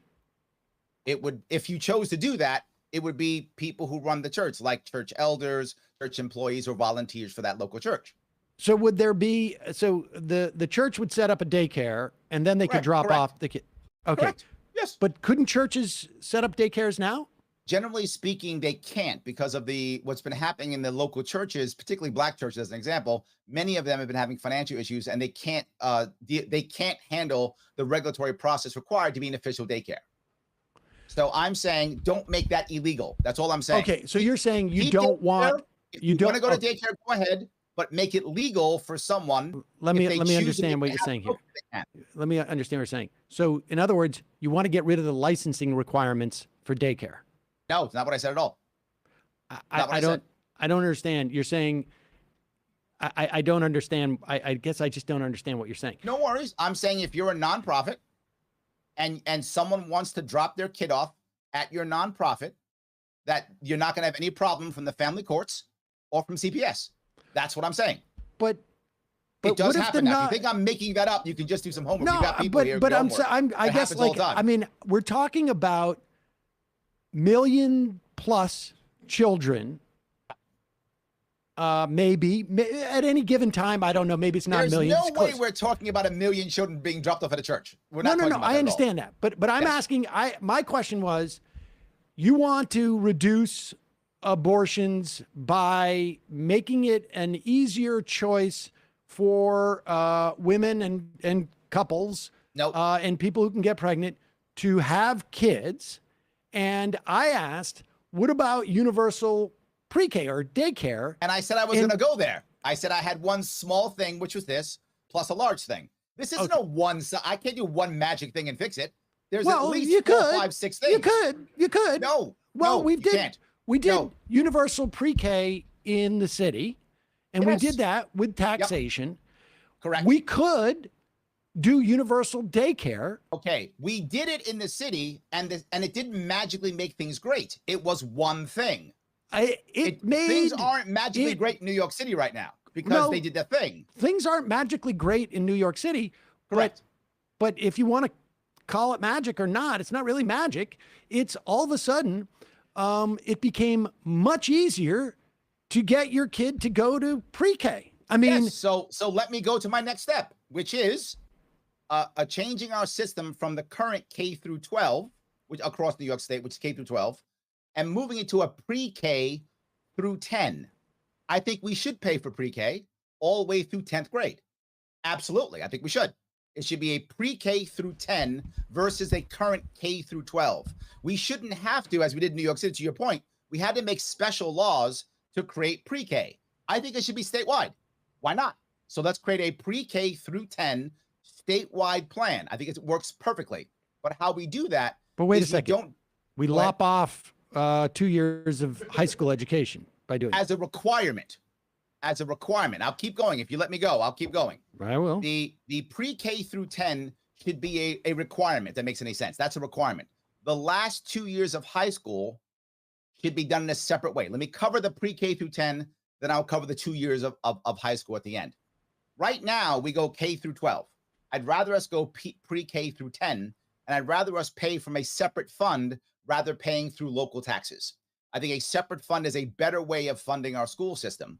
And you do it literally per student that is in that district. They get a flat fee. Right now, the state pays about $29,000, give or take, per kid in New York State per year.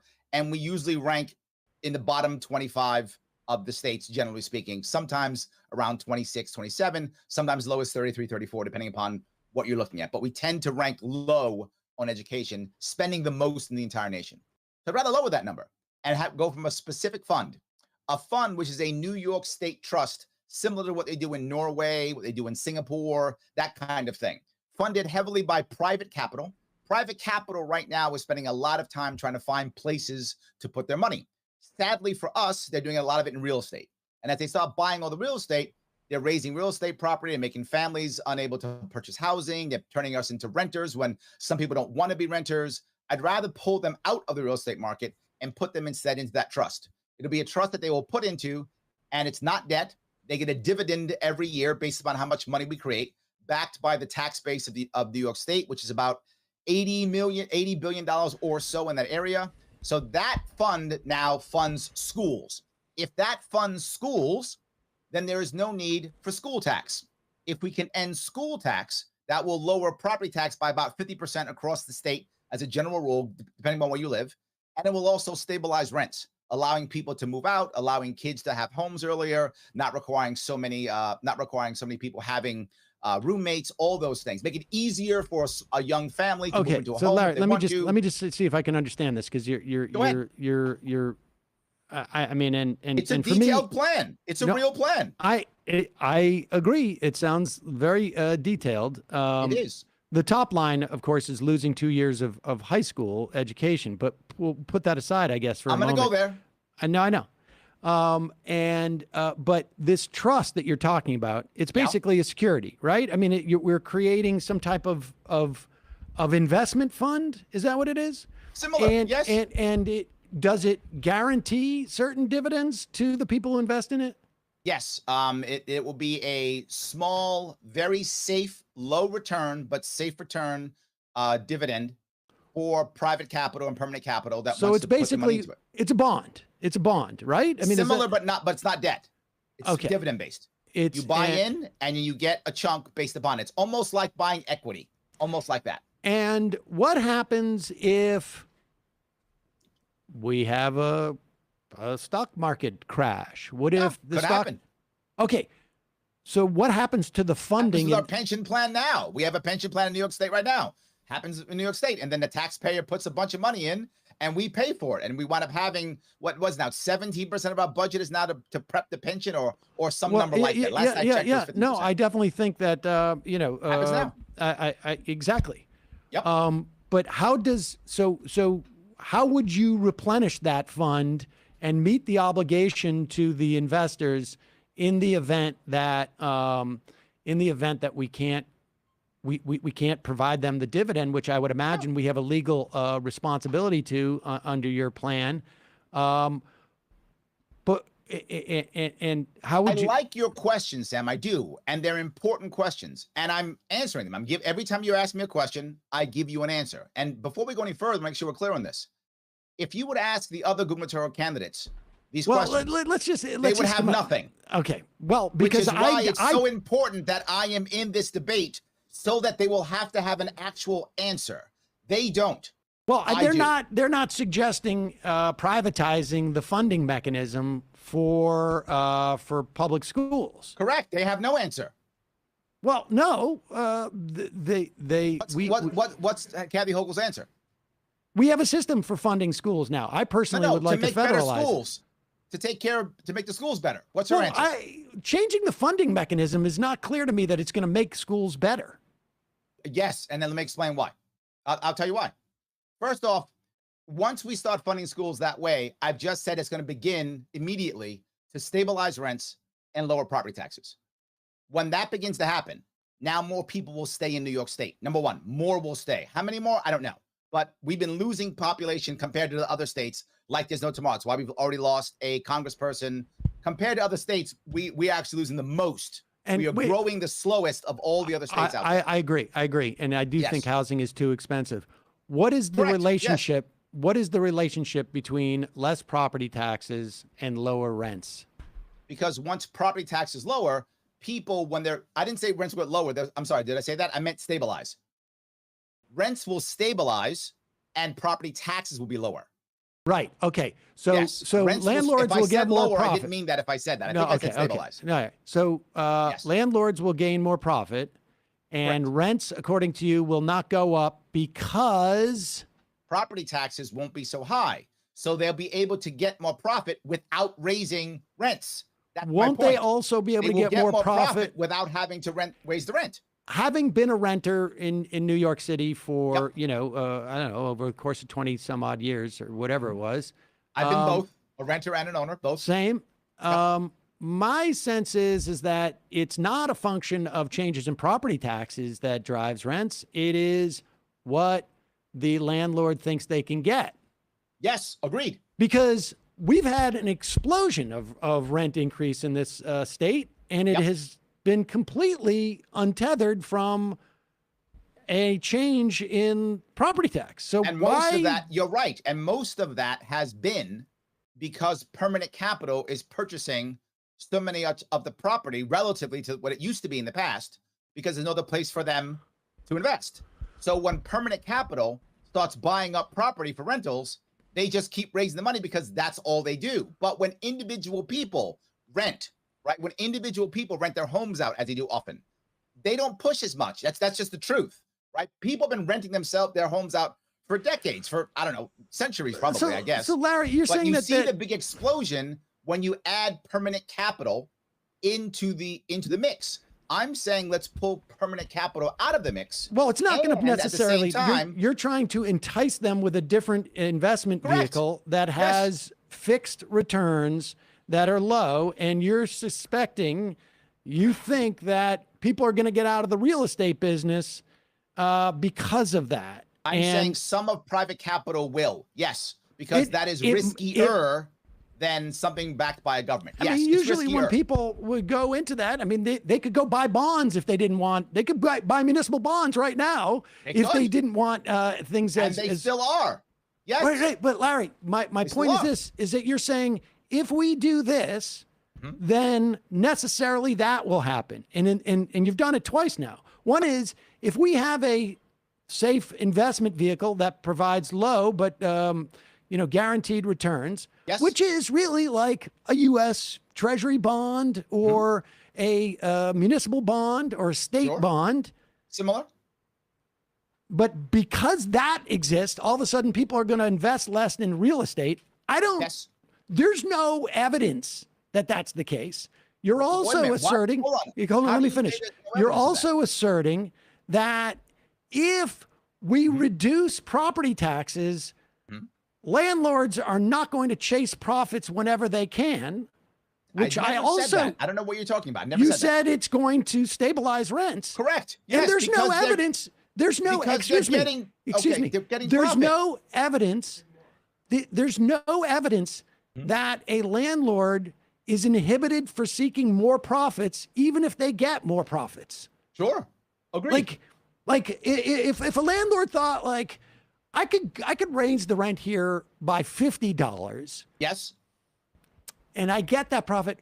I have no need to raise it to $100 because I'm already getting $50. That is not my experience of how American capitalism works. No, I agree with you. And landlords will always do it, but something else will also happen. There'll be a landlord who now can lower their rent by $50 and still make money because they haven't gotten anybody into their basement apartment or into their secondary apartment.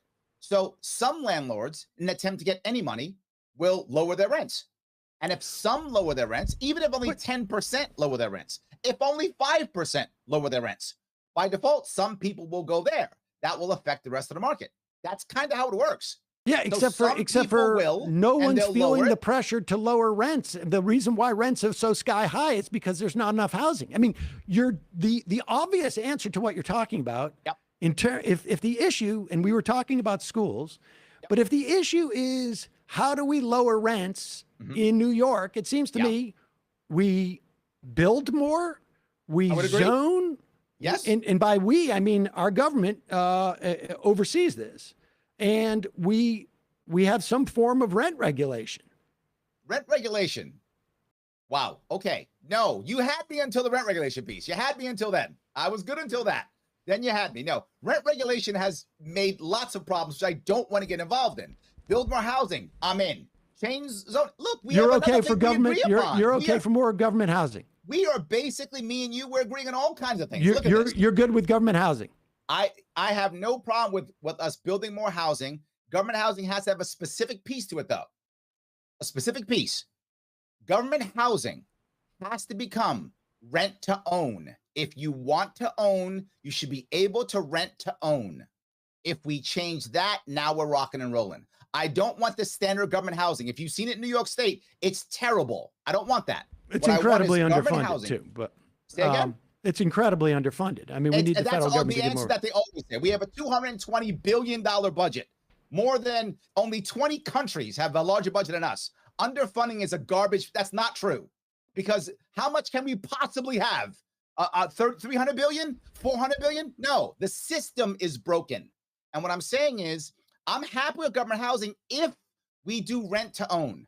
Rent to own changes everything, and not the rent to own we have with some of the private capital people who are just stealing people's money. I mean, an actual rent to own system to where now someone who is stuck in their world in government housing can actually own their own home if they choose to. Not requirement, but option. You begin to do that, well, now we're not as concerned about gentrification. Now we have more of an ownership mindset. Now we have people who want to invest in their properties. Rent to own, I'm in. But the way we're doing it now, we'll just give it more money. We've been saying just give it more money for 50 years or 70 years, and no, it's not working. We've been giving less. But put that aside. Put that aside. We've been getting less money to government housing, as opposed to. That's why I think people are saying more. But you're suggesting this rent to own thing is a state or a federal program? The state's fine. Look, I'm running for governor. I'm running for governor. I'm happy to make it statewide. I mean, I can't really affect the federal as much, but whatever I could affect, for example, NYCHA, I could affect that. So I would want to begin to make that, to the best of my ability, shift that towards rent to own. Okay, and so then let's if we talk go about even further. The goal would be in my long-term goal. My long-term goal to get people to build more housing would be if we can create a system where now those same private capital people who are throwing money into buying places and renting them, that I could get them even to build the equivalent of government housing. So they could build cheaper housing, the equivalent of government housing, with another similar rent-to-own process within that. So I can get more and more people moving into a rent-to-own concept. More people who, the sad part is, I don't know where you grew up, but I grew up in a very poor neighborhood, poor area. Most people didn't even imagine they would ever own a house. And I think we're there now for many Americans. They believe I'm never going to own a house. So I want to change the environment. And I want people to believe, no, I can own a house. If I want to, I can do that. The more we push rent to own, the better we're going to be. And the problem is the people right now who are doing most of the building are large hedge funds, huge real estate companies with billions of dollars who are doing this. So how do I entice them to do what I think is the right thing, which is building houses and homes and apartments for people who aren't going to be able to afford one? Well, I give them incentive. I have them do it. I let them sponsor if they want to. Name the housing after your hedge fund if you want to, whatever's going to make you feel good. And on top of it, in New York State right now, when they sell that home that they have a capital gains tax. I would say if you instead do rent to own the way I'm telling you to do so, there'd be no capital gains tax on whatever you sell. And that would make some of the people who are already dropping literally billions of dollars in building homes to shift into building homes for rent to own, getting people who are how are those people who are eligible for government housing going to afford that? if it is a hedge fund anticipates making those kind of profits and they just want to save on their capital gains. Yes, because right now, if you're dropping $10 billion in homes, capital gains tax is going to be a lot of money for you. If I'm eliminating the capital gains tax, they'll make money on the back end versus losing that in the back end. You still have the same system of like assuming that they're going to go like, you know what, guys? Hey, let's be cool. We're getting our capital gains here. I'm not assuming any of that. Here's what I would ask. Hold on. You're saying that my assumptions are so wrong and so bad. Okay. That's a plan. What I'm talking about could actually happen. Like they would actually think about it. How do I know that? I work in the financial world and people say, yeah, Listen, that's Larry, that's not bad. I would consider that. Okay. So Larry, instead, your I would answer, consider that, but the Republican answer right now, the Republican answer is simply this. There's no problem. How much did property taxes? Let's I mean, put excuse me, more money let me into just it. ask you this. Okay. I mean, hypothetically, I'm sure you've talked to friends of yours who said, yeah, I'd look into it. How much did prices drop across the board after the Trump tax cuts? I don't know. The answer is 0. That's how much they dropped. believe you. And based upon your theory, if we cut taxes, prices drop. And No, not what I said. That's not what I said. What I just said. I asked you, wait a second. Okay. Are we talking about, hold on. Are we talking about the capital gains tax? Yeah. Are we talking about okay. No. That's not what I said. What I said was, if they get a benefit for doing the thing, which is creating more rent to own housing, then we'll have more rent to own housing. Yes. That's what I said. Yes, I didn't say Larry, prices magically come down. I understand. said we'll have more rent to own housing. I understand. And I said, how are the people who we're talking about who can't afford the rents now going to afford that? And you said, well, they'll make it more affordable because they're getting the capital gains tax cut. And so you have set up this. I don't think I said that. Well, how did we make it? I asked you the question 5 minutes ago. How are people going to afford this? And you gave me that answer. They're already paying for government housing now. I'm not changing their rents. I'm just saying it needs to start going from rent to own. I'm not raising their rents. They're paying their rent now. Okay, so you're going to build these houses difference? and they're going to be at the same rent that they exist now. That's what I'm trying to encourage. Yes, that's the rule. If you do that, that's when you get the tax cut. So if these you do private the thing entities that I'm telling you to do, these private you then entities get the tax cut. You're going to put rent control on these private entities. They're not going to be able to charge higher rents. If they want my tax cut, yes. If they want my tax, or they can do what they're doing now. I'm not forcing them to do the thing, but they can do the thing if they want to get the tax cut, which I believe will help out people really. I believe, and so I you're basically just saying we're going to instead of the government essentially contracting to build these things, Correct. We're going to privatize these things, and we're going to still pay with government money by giving them tax breaks on it. So the government's still going to pay for it. It's just going to be in the hands of private enterprise who are going to manage these things because private enterprise loves to manage essentially rent-controlled buildings. Is that what you're suggesting? I mean, if that's the case. What we have now is we have NYCHA failing miserably. So we have now. We have public housing failing miserably. So we have now. So what I'm saying is I have an optional plan. If my plan's a complete failure, if you're right and my plan's a failure, then no one will take it and we have no change. Okay, then you're right and I was wrong. It's possible. But if I'm right, then this works very well. If no one listens to my plan, we keep walking down this horrible road we've been walking down for the past 40 years. Well, there are other I know plans you're about trying to making match my NYCHA plan I against understand. perfection. I'm not. I'm matching my plan against status quo. Okay, which I is what understand. we have right now. I understand. I think there's definitely other plans on how to improve housing. But let's get back to school. You want to stop? You didn't like my housing thing? Well, I think privatizing and expecting private entities to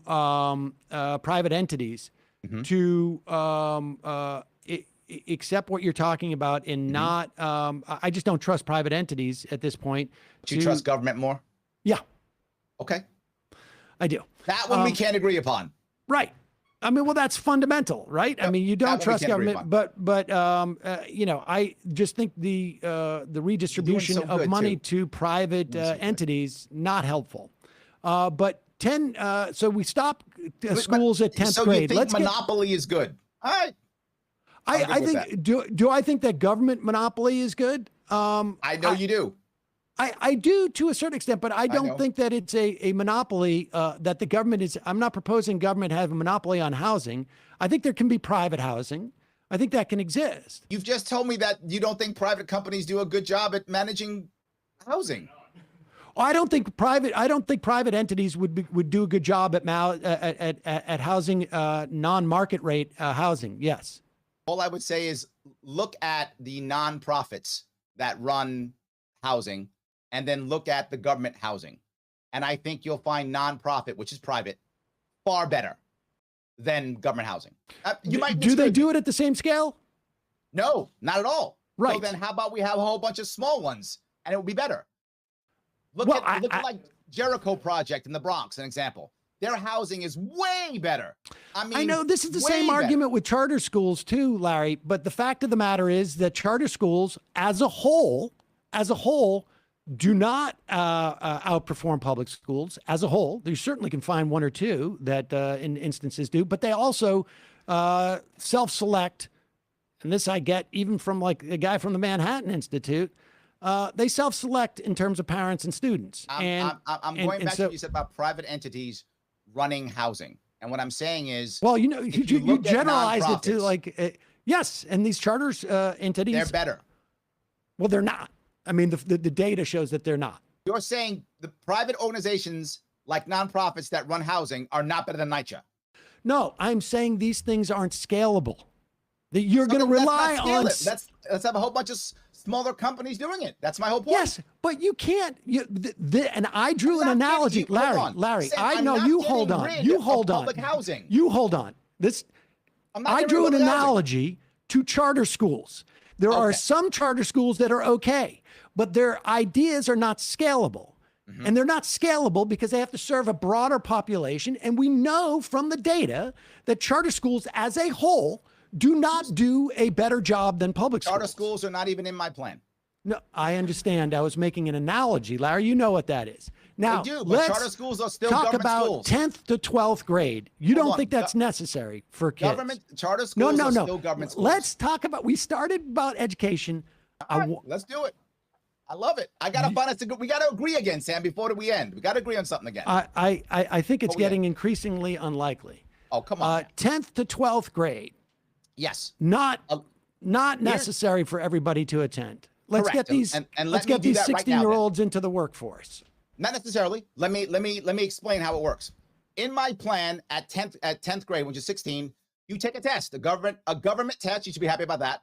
A government monopoly test that if you pass that test, you get a high school diploma. Done. You have a high school diploma now.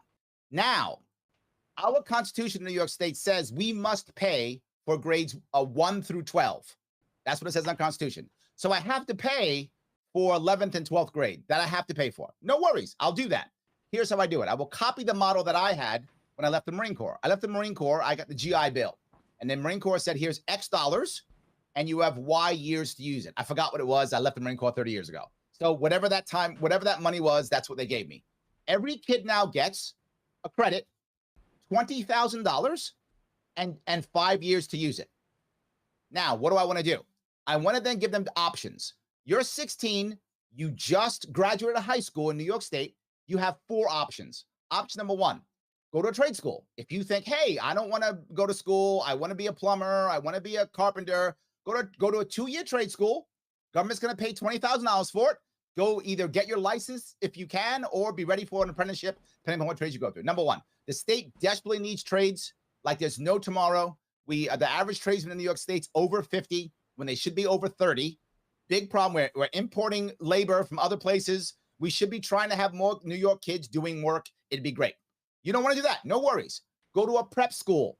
Right now, for most kids in New York State, too many of them, 11th and 12th grade is smoking weed and study hall and playing video games and then they can't, they don't even bother wanting to have go to college. They do, they're not ready for college. Now the average kid going to college takes 6 years to graduate, not 4. Disaster. We're not prepping most of our kids for school.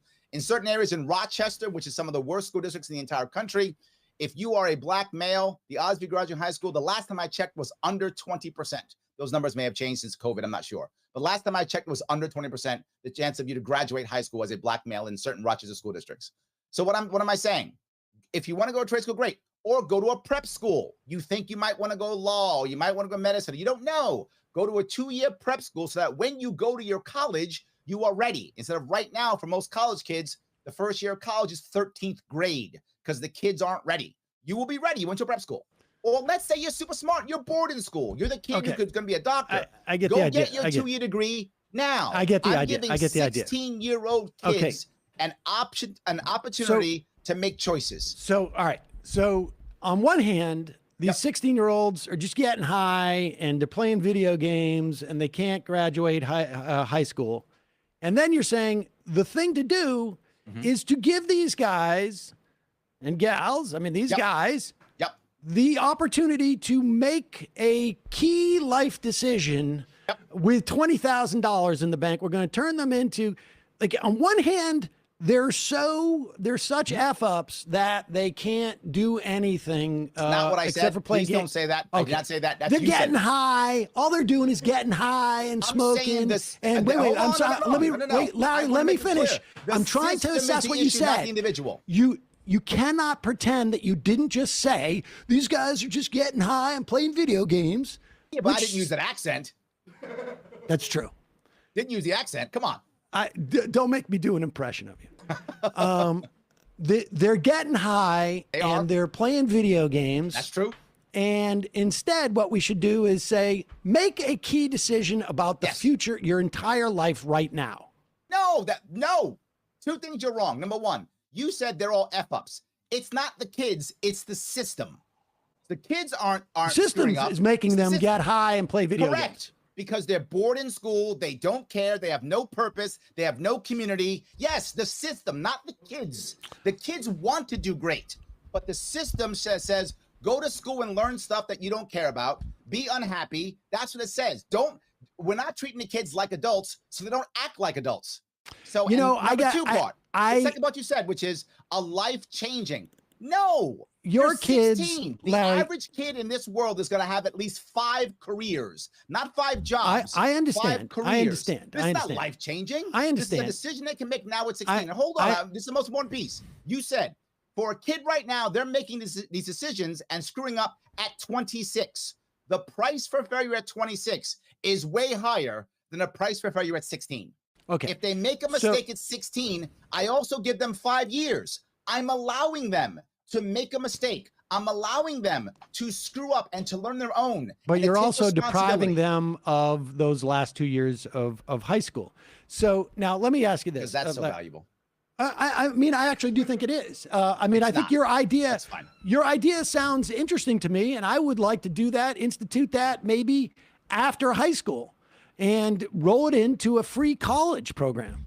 But to deprive kids of the last 2 years of high school because the dropout rate, you cite the dropout rate as if it's a bad thing. Okay. But then you say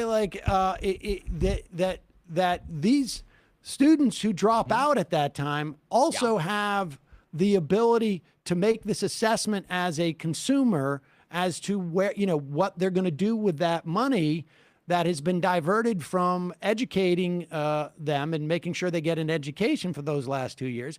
Now, if you want to add this on, but this is all, ultimately, every plan that you have, and the reason why we spend so much time on funding, right? Because I asked you about education and I asked you about daycare, and you want to send people to unlicensed daycare facilities. No, I don't. Stop saying that. This is not a left or right or an all or none.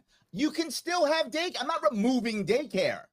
I'm giving people an option of dropping their kids off on unlicensed by the family court and CPS. And they're like, no, if they do that, take their children away. Listen, churches have daycare centers. They exist. But many of them can't anymore because of the regulatory system. I'm saying allow that to Okay, exist. so unlicensed daycare centers is Allow that to unregulated. exist, yes. Okay, so anybody can open up a daycare center if they're a nonprofit. Correct, if they want to. And it will be free. No, they can decide what they want. All I'm saying is you Okay. don't go to jail. So you don't get your kids taken away. Yeah, That's all I'm saying. Okay. So if you say, wait a minute, But I that don't doesn't trust, any I don't way trust address Emma's house. I think Emma's a bad person. No, I get Okay, it. I don't get drop it. I your get kid the off I then. get the idea. I get the idea. Drop your kid off at regular no daycare. responsibility for dropping the kids off at any place for daycare. I get that. Okay. But that was not really an Crazy answer parents to love my their kids. I know question. it's It was not an answer to my question, which is like, I don't know how these people are, how you're going to get daycare. It's just like, they're going to charge. Those people aren't just hanging at their house. And I was talking about free universal daycare if you want to help women choose to not terminate their pregnancies. I have one more piece, and by the way, wait a second. I'll answer Let me that just too. finish my point for a second, Larry. Go ahead, please. My point I'll was answer all of them. the reason why. Well, sort of. The reason why I'll you answer, keep you won't like going to the funding mechanism, because everything ends up being how do we reduce taxes as opposed to expand services. So like we could add 2 years, we could add 2 years on both ends of the education, but you don't want to do that. What you want to do is come up with so-called innovative plans that actually provide, there's no evidence of any of the efficacy of these plans. The only clear result of all these plans that you've proposed are less taxes. On landlords, on corporations, and I guess on individuals in terms of their property taxes. Yes. So 2 parts. Number 1, I will cover the part you also mentioned. There's one more piece to it. Again, this is a systemic problem. I have to have multiple plans to fix this. Okay. None of the individual things I said was fixing it. Who's gonna support these plans that you're talking about? Like, I mean, all of these because it seems to me that like what you do is you start with how do we cut taxes, and then I'll you tell go how I start. Because I've never met an educator, and I've interviewed probably, I don't know, at least dozens, but maybe 100 on this program over the course of 18 years, who said, you know what we really need to do? Less school. We got to get the kids out at 16. And I've never, ever come across an educator who has ever said those last 2 years of school, unnecessary. Well, there are 2 things. One, if that's what you do for a living, you're never going to say your job's unnecessary. So that's number 1, clearly. Well, they're not teachers. They're just educators, people who are they study administrators? education. Hold on. Are they administrators or teachers? No, they're people who study education. They've probably been teachers, but they're not worried about their job being lost. Let me tell you what teachers tell me, and I've been doing this for 5 years, and I'm sure I've talked to at least 100 teachers, and 99 out of 100, and I'm making that number up because it sounds cool. Yes, telling I me, imagine. Yes, tell me, Larry, your ideas are good, and here's why. What my ideas do is they eliminate extra administrators. Right now, we have places in New York State where there are more administrators than there are teachers. If you look at the number 1 reason why teachers leave the field, it's because of over-administration. We have our teachers get master's degrees, they get all kind of issues. And they It go is the into a government classroom. test, like you suggested, Say it actually, again? it's the government test. It's the that teachers leave because they don't have the freedom to teach in the way that they want to. Yes. But that's yes. You've that's correct. instituted okay. So I'm agreeing with you. Yes. Again, look, another thing we agree upon. You're right. That's the reason why teachers leave, because we have them jump through all these hoops. Then they show up in the classroom and they're controlled by administrators, right? They don't want to be controlled by administrator. I don't want them controlled by administrators either. I want them controlled by local schools, by parents, by PTAs. I'd rather have them controlled by that than by some administrators. If I have to have them controlled, that's where I'd rather have them do it. So my plan actually does that. But let me cover the last 2 years piece. Well, but now your what plan, happens in the but wait a 2-year second. piece? You eliminate the last 2 years of school. You're also eliminating the teachers. Like there's no impact on the ratio of administrators to teachers, are there? Yes, and let me tell you why. Once you start funding specifically through the fund that I mentioned, there's a huge chunk of administrators who their job is to follow all the federal and state guidelines for money. That's a huge chunk of them. I don't know how many, but it's a big chunk. That chunk of people are no longer required. So if school districts want to fire them, they may, up to them. I'm not going to fire any teachers or administrators, but districts may decide, you know what? You're a grant writer for the state. We don't require a grant writer anymore. You can go away. Grant writers are not inhibiting what the teachers are doing. Correct. Well, yes, they are, because to get the grant, there's strings attached. So you have to do X, Y, and Z so you get the grant money, which is why the teachers get attacked. You must do these things so we can get our money. That's how they control teachers, through cash. Once that cash goes away, those administrators go away, those strings go away. So now locally you can create your own strings. That's how you get rid of administrators. But when you say locally you're going to have your own strings, the teachers are not going to be the ones who are getting that cash. Then there's just going to be somebody else who's going to be doing it.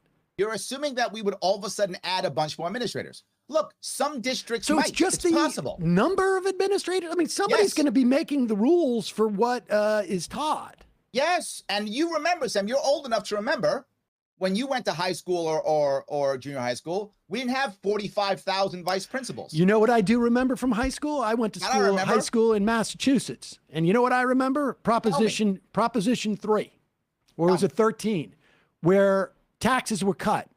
And all of a sudden, a third of our classes went away. And we had no arts, and we had no theater, and we had half sports teams. Yep. That's what I remember, what happened when the taxes were cut. And do you know why so many places in New York State that happens? In New York State, we are funded. Our average teacher makes about $70,000 per year. An average administrator makes almost $200,000 a year. We're not underfunded in New York State, right? We give $28,000, $29,000 per kid in New York State. We're not underfunded. The problem with education, from every educator that I have talked to, has been essentially we're asking schools to make up for income and low income areas. There is not a single educator that you can talk to who doesn't do this, who doesn't study this, who wouldn't be able to tell you the outcomes on education when you just provide them what the median income is in any given area code. I mean, that's the issue. But you're not wrong, but that's not an issue in New York State. In New York State, it's not an issue. In New York State, teachers aren't at the poverty level. No, it's not teachers. It's the students. It's the students. It's the students. Agreed. So imagine if that I'm going to say, imagine if we had less taxes and real estate, and then magically what happens is everything gets cheaper. Yeah, that's not how it works. That's not what I'm saying. Imagine if instead of us having to worry about paying administrators $300,000, $400,000, $500,000 a year, I'm not making those numbers up. That exists in New York State. Imagine if we were, instead of paying them $300,000 or $400,000 or $500,000 a year, we could drop a bunch of these administrators in any local district and put that money either into a school or into a teacher or into a classroom. So you're telling me the theory of cutting the last 2 years of high school is really just a very, very roundabout way to have less school administration. No, that's not the only thing. That's a bonus that comes at the end. Well, what is the? Let me tell you. You keep cutting me off and trying to get We've been talking for an hour, and I asked you this question literally an hour ago. We could talk for hours. Let me go then. You just spent so much time on explaining how you were going to get rid of taxes, and not like that's all you heard. Well, no, I heard you're going to cut the last 2 years of high school, and you have not addressed that. To go to specialized schools. Why can't we do that? Why are specialized schools a bad thing? Imagine if you're a teacher. Because you're saying two things, Larry. You're saying that the kids don't have the responsibility to stay in school. Correct. And then, but we're going to give them the responsibility to survey these options here and decide which one that they think they should do, as opposed to taking the $20,000, I guess, and maybe going to blow it. I mean, it's a credit for school, so they can't. It's a credit for school, and so the other kids who don't want to go to school are just not going to go. Correct. Some won't go. Why wouldn't we do this with college?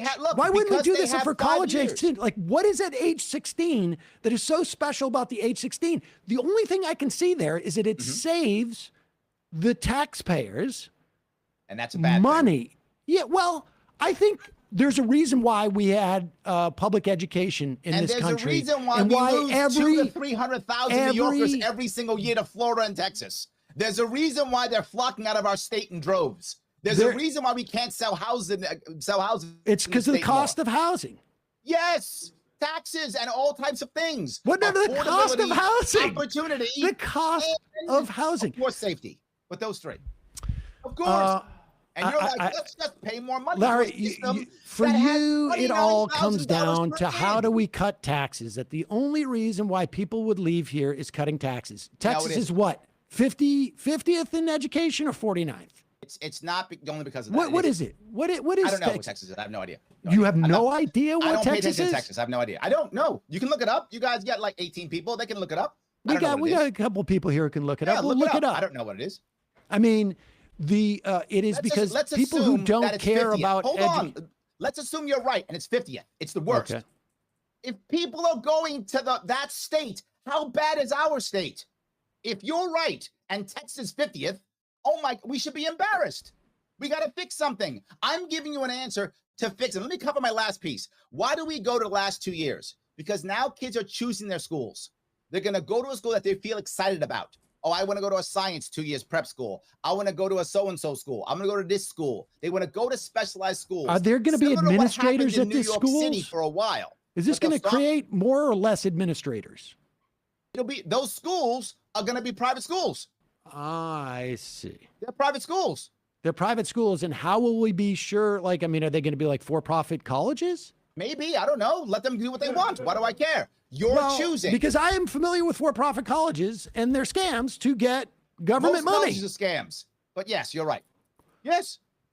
So why would you set up a system that completely invites that? No. And I presume that they're totally unregulated. They're just businesses, right? And let's assume for a moment that you are correct, that all of these schools are scam schools. Say you're right. You're right. They're all scam schools. Guess what happens then? If you're correct and they're all scam schools, then parents and teachers and kids learn at 16, 17, oh my God, this is scam schools. Guess what? They won't go to scam colleges. That's weird. Even if you're right. Well, wait a second. Even if you're right. That's and I don't weird. think you'll be right. I don't see that being true. Because private schools we have do a just pretty good job of forgiven educating people. billions of dollars in loans to scam schools. Yes, so let's not do that anymore.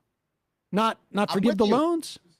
No, let's get kids know what the hell they want to do by the time they're 18 or 19 so that when they go to college, they make better choices and decisions. Do you think Trump University was, do you think that was a valid school?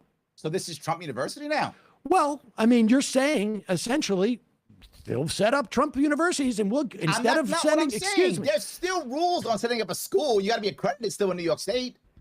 Trump wasn't that. Okay, so Trump University wasn't that. So, okay, let's get into the regulation now. So we got to have regulation for these schools, yes? Yeah. Okay. So who we says do I'm have, against? Who says there's no regulation? They're all I didn't say private. that. They're all private, and so well, you just said that if they're scam schools. Yes, if they scam the system, is it possible some schools will scam our system? Yes, there are high schools now that are garbage that don't work. High schools now that don't work. There are high schools now that are completely broken and don't work.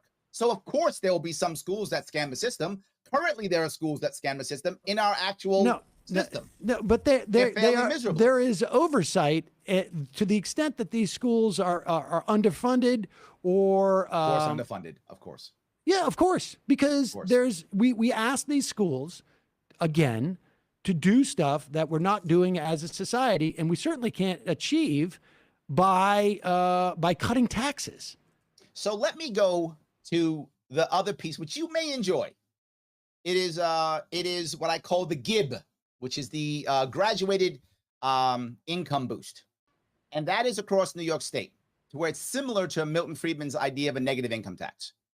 We can create that here in New York State, to where people who are making less than $36,000 a year will get some form of check from New York State, again, funded by the same fund that I talked about earlier, the New York State Social Trust, which is I also call the NIST. If that begins to happen, now the working mom will get some cash from the state. It doesn't get rid of her federal funds if she has any. It doesn't change anything else, but she gets some extra cash. With that extra cash, she can, if she wants to, deal with health care or deal with local child care. she can begin to make these things happen. I'm okay with this idea. I'm not. Look, I come from a poor neighborhood. I know what it's like to be So poor. it's essentially like the child tax credit, for instance. Similar, except for we monthly, fund it with a and for private every fund that we Correct. hope doesn't really have a dedicated funding source. Well, it here's has the one issue. only There that there are examples of this being successful. I'm sure there I'm not are. making this up. There are also Norway examples. does it. Singapore does it. There are also examples of these type of funds going belly up. And when you talk about Norway, you're talking about a society, you talk about a system where there's a lot of other mechanisms for support in that society. And they also have a much higher tax rate than we do. But they actually tax their poor more than they tax their wealthy by percentage. They also have much higher taxes across the board because their poor are to the extent that they have a poor. Yeah. It's not the way that we identify poor. Correct. Because I agree. they have health care, they have child care, they have mandated jobs. I mean, they have job guarantees. So 100%. you're comparing apples to oranges there with that. No, And all I'm saying is in you a can place have a like system that Singapore, you pays for also things. have healthcare, which is heavily regulated and price capped. I mean, to put all these eggs in that private basket without any of the other support systems that existed around it, I think is really I'm not taking dangerous. away support system, Sam. No, This is the we part I don't think have you're enough. You're We don't assuming- need. We need to add in this state. Like What for I'm instance, saying is- healthcare. You want to do with healthcare. You have these health savings accounts. You call them something else, but they're basically health savings accounts. And the idea being that we would get rid of Medicare, or I should say Medicaid, convert it into health savings accounts, but then use. We're not getting rid of it. No. The idea is right now, Medicaid and Medicare, they have an idea how much money you're going to spend every year based upon whatever actuaries, right? They know, okay, he's got this pre-existing condition, this amount of money, this amount of age, whatever, and they have an idea. For the sake of argument only, they think Sam Seder is going to spend $4,000 a year in Medicare and medical expenses, whatever the number is. So I'm saying, give you the account with the debit card, allowing you to go to any provider you want, use your debit card. Medicare doesn't go away. If you come into a problem, you can still go back to Medicare if you want to. You go back to Medicaid if you want to. You can. What I'm saying is they give you a card that you can use in the private sector if you want to. This is voluntary. You can just stay on Medicaid, Medicare. I'm not getting rid of anything. If you choose to use that, here's what I believe will happen. And I may be wrong. And everything I'm saying, I could be wrong. But damn it, I'm giving you some serious ideas to fix things. And I'm not taking anything away. So you go to private doctors and you swipe your card.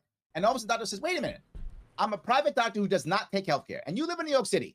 So health insurance. You know that there is becoming a two-tiered system in our city. People who take insurance and people who don't. You've seen it. You know it to be true. The wealthy go to those places. And the poor get stuck in managed care, which most of them are unhappy with managed care. Not all. Some are okay with it. Most are unhappy with managed care. I'm now giving someone who is poor or middle class the opportunity to go to wealthy doctors if they want to. That's what I'm doing with this. And when they see that, my hope is this. My hope is when doctors who are wealthy see this, go, I can get this money. Maybe I should lower my prices so that I can start getting this cash. I can start getting cash without having to have all the admin required for Medicaid, Medicare, and everything else. Those wealthy doctors that you're talking about, at least in the context of New York City, they don't take health insurance. That's my point. They wouldn't have to. Right, but they don't take health insurance now. And by health insurance, I mean private. They won't have to, is my entire point. Larry, hold on for 1 second. Your argument is they're going to lower their prices because they don't have the... Excuse me. They can get the card. Can I finish? Yes. If I show up, Sam Seder, with $4,000 in cash, and a Medicaid recipient shows up with $4,000 in cash, these doctors who don't take insurance, my cash is the same as their cash. Correct. There's no incentive for them to lower their money unless they don't have any patients. But like you say, this is a two-tier system, and they have plenty of patients. That's why they can afford to keep their prices so high. Yep, agreed. Okay, so we're losing the Medicaid and Medicare benefits that we have on society's medical expenses because we have no price controls there, and we're again you're relying for some reason, your assumption is these doctors who can charge $1,000 a visit, let's say, Sure. Yep. are going to lower their prices because they're getting more business. But the fact is that they have all the business they need. That's why they can keep their prices at $1,000. Let me give you an example of it actually working. I gave you examples. Nothing I said is not an example of success. Everything has an example of success. You may disagree with that example, but I'll give you an example of success. There is a medical system in New York City. I'm sorry, in the country, I'll say, in the country, that is next to our currently in New York State government-run system, right? And that is the non-essential medical field, right? LASIK eye surgery, cosmetic dentistry, body enhancements, things of that sort, right? Compared to the essential services, it's almost unregulated compared to that. It's regulated, of course, but relatively, it's hardly regulated at all. In every single case, every one of them, price has come down, accessibility has gone up. Before, when we were young and you had LASIK eye surgery, it was per eye. It was so expensive. Now anybody gets it. I've heard the LASIK eye surgery example many times. Cosmetic dentistry, body enhancements, insert thing here. Every place where what I said happened, meaning more people could get it. What is true is luxury goods, when technology improves and more people start to use luxury goods, and when there's more people with more money who can afford luxury goods, their prices tend to come down. But essential goods, like actual health care, don't, unless their prices are capped. So the example that you're giving, again, is apples and oranges. Yes, TVs have also gotten cheaper. Yep. That's because everybody doesn't need a TV, A, and B, the technology has improved. So hold on. Tell me what's gone up. But the difference in costs. What's gone up in cost in terms of like medicine? Anything. I mean, whatever you're telling me, right? You're saying, well, these things are all luxuries. So you're saying the only thing that doesn't go up is luxuries? Everything else, the price I don't know. I'm sorry. The only thing that goes that doesn't go up is essentials. Hold on. I'm right now. So you're saying only essential things rise in price? That's it? No, I'm not saying only essential things rise in price, but essential things tend to rise in price because they're essential, and you cannot make the decision. That government-run things rise in price, and everything you're saying that's going up in price is government-run. That's what I would say. Excuse me. I can tell you from my own experience that my doctor, he is not government-run at all. Does His he prices take insurance? Have gone up. No. I like that very much. Yes, I have to submit. And my insurance company will give me some percentage of that back. And it's usually much less, actually, because they say, you know what? This is a baseline cost, and this is all that we cover. And with Medicare and Medicaid, it's even better because they actually contain costs. I love what you're saying, because what I say often, people don't often believe me. I say there's a two-tiered system. Yes, there is. And what I'm trying to do is I'm trying to get more people in the lower system to experience the higher system. But dude, that $4,000 is not going to go. If you're saying that a Medicaid person spends, we just said $4,000 a year, right? Whatever that number is. Okay. That $4,000 in the private sector is not going to go nearly as far. It's probably going to go, I don't know, maybe 80%, maybe 70%, maybe 60%. You're probably right. I'm not against these things. But again, even if you do it, what do you mean against these things? You're not. But okay, so they can go and blow some money on a doctor that they're not going to see again because they've got to go to their regular doctor with Medicaid. Correct. Yes. Yes, that's exactly what I'm saying. Yes, you're correct. And so how does that not raise prices? So all of a sudden my doctor now has 20 potential clients in any given day, or patients, I should say. And he's like, I only have time to see 10. I only have time to see 10. I guess I can raise my prices. Maybe. Or well, no, yes, that's the way that people operate. That's not always, not at all. People constantly shift and adjust and make changes. Of course they do. If you own a bakery, I mean, you're turning this all into a consumer product. So let's use a bakery. Okay. I sell 10 pies a day. Yep. But all of a sudden, I start getting 20 people coming to my bakery. Yep. What's the first thing that I do?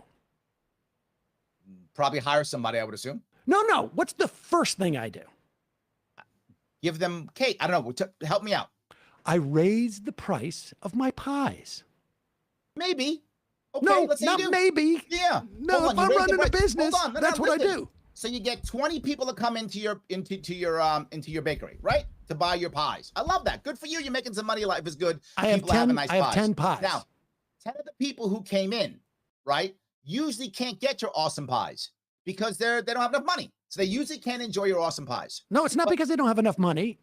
They're lining up. The 20 people have lined up because they want to buy my pies at $5. And I say, you know what? The pies are now going to be $5 and a quarter. I'm going to give you an analogy now. Right? 10 people can afford to have your awesome pies, and every day they come in and have your awesome pies. I'm good for them. But now there's 10 more people that have a choice now, short term, to go buy your awesome pies. Right. Because they have it. They have the credit, right? So they go in, they go, let me try Sam's awesome pies, right? Well, if you just raise your prices to where they can't get your awesome pies because you only have 10, so only the first 10 people who show up get there, some people aren't going to get your awesome pies, even if you raise your prices. Yeah, right? I'm a There's only baker. 10. I'm interested not in the entire world eating my pie. I'm interested in making money off my pies. Okay, that's absolutely untrue. Most people will expand if they can. That's how most businesses work. But say you're the one guy who doesn't. I'm going to say you're the guy who says, you know what? No matter what, I'm just selling 10 pies. I don't care what the market says. I'm selling 10 pies. To hell with them all. Okay, The first thing I do is raise my prices. Then the second thing, you're going to sell 10 pies. then no the matter second what, thing you is don't I care. hire another. Yes, which is what I said. Exactly. Yes. That's the second thing I do. Correct. Now, what is the analogy where the doctor You're not does letting me what? finish my story because I think you know where I'm going with it already. My story I is have if you no idea decide where to you're going. only sell your 10 pies because you're hardcore Sam and you're only selling 10 pies. Okay, great.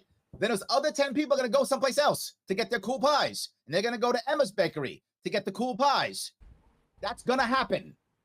Right? And if she's hardcore like you, I'm only selling 10 pies. She's doing it too. Then they go to Matt's Bakery. And eventually they're going to be more people selling pies. And they're going to start lowering their prices. How do I know that? Because that's what always happens.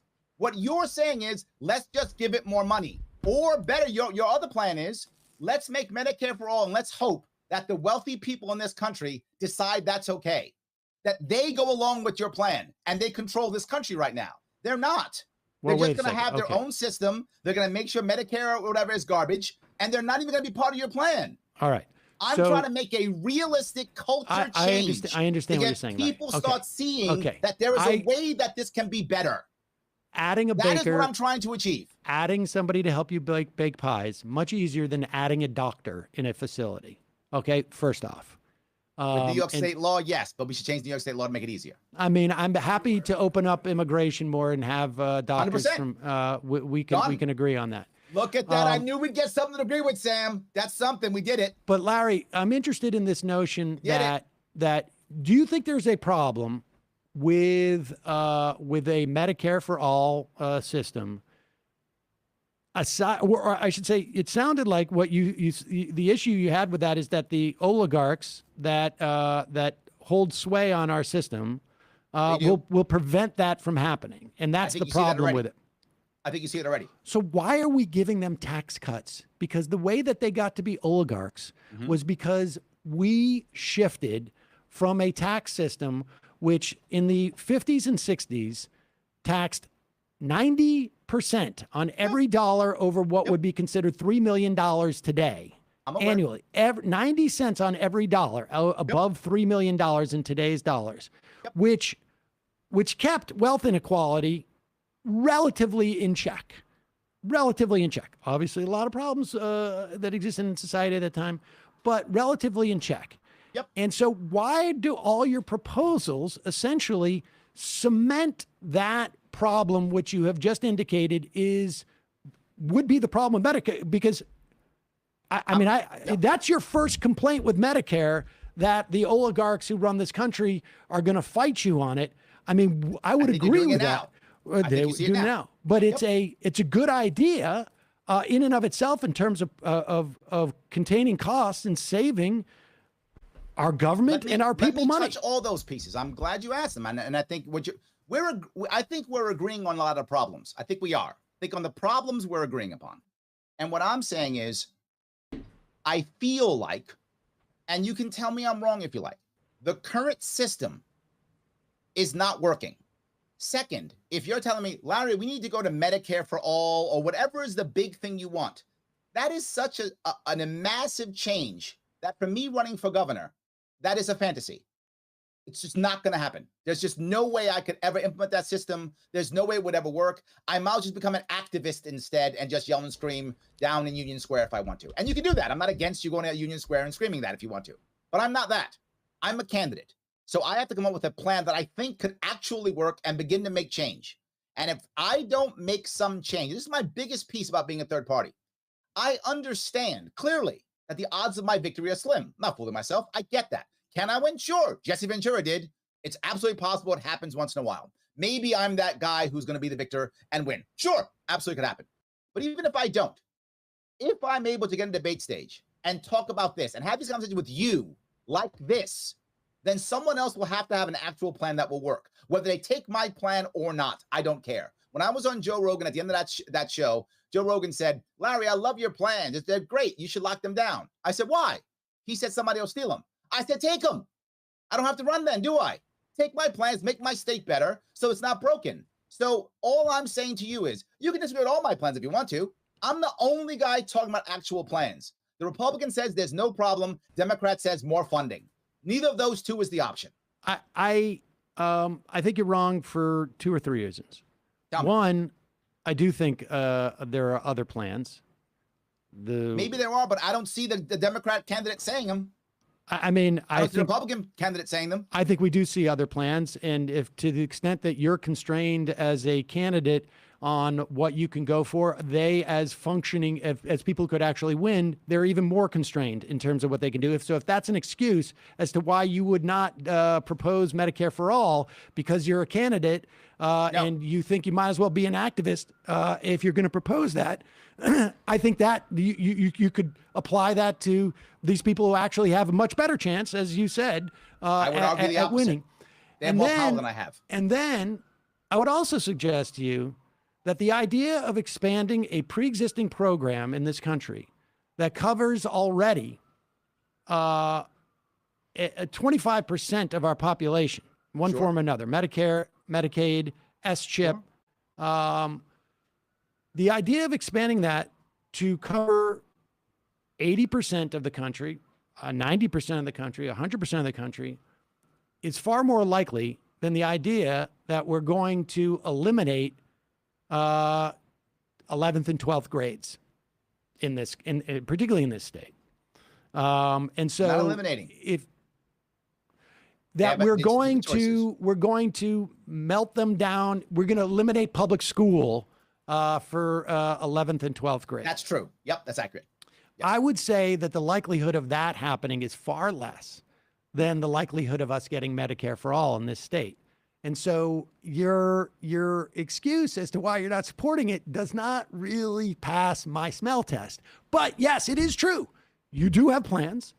Thank you. The through line through them is essentially privatizing them and trusting the same corporations and private interests who are preventing us from getting things like Medicare for all. And that's what I find problematic about. No.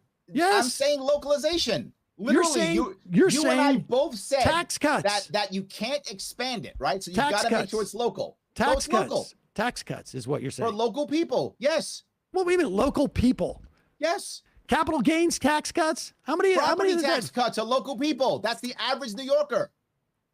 Yes. Property that's tax the cuts. average New Yorker. Yes.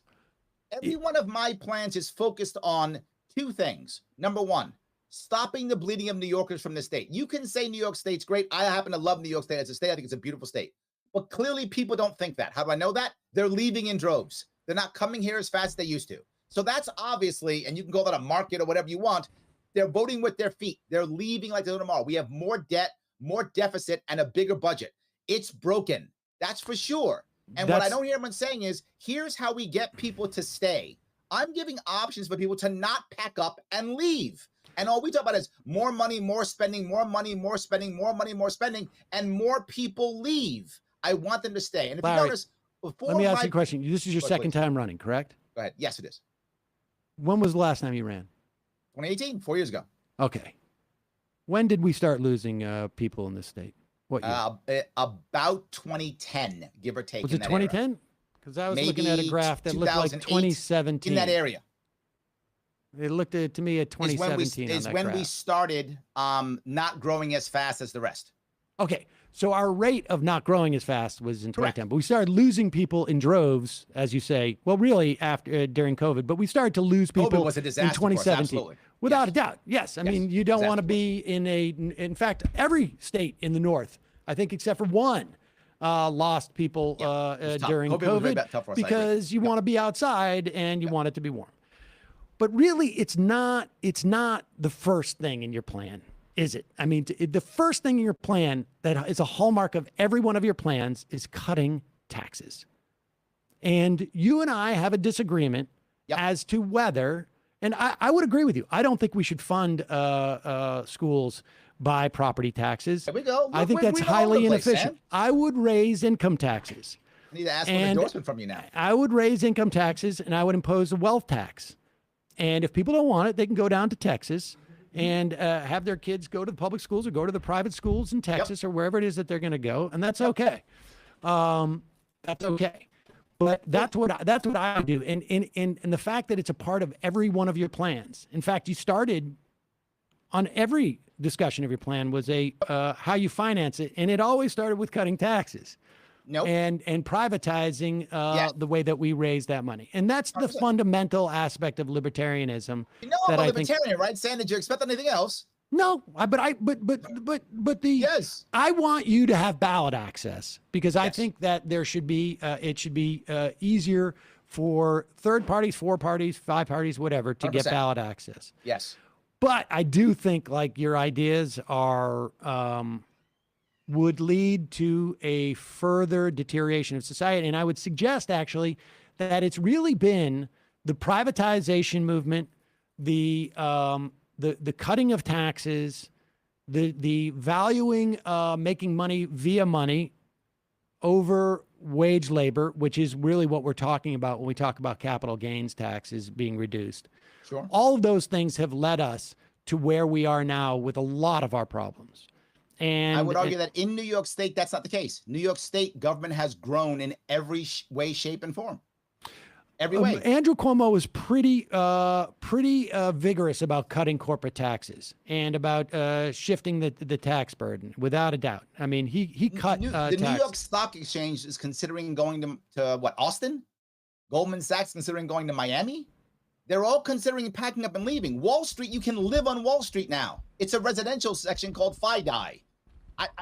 What you're saying, I don't think is true. I think New York State has been putting more and more government involved in everything. Government runs all the hospitals.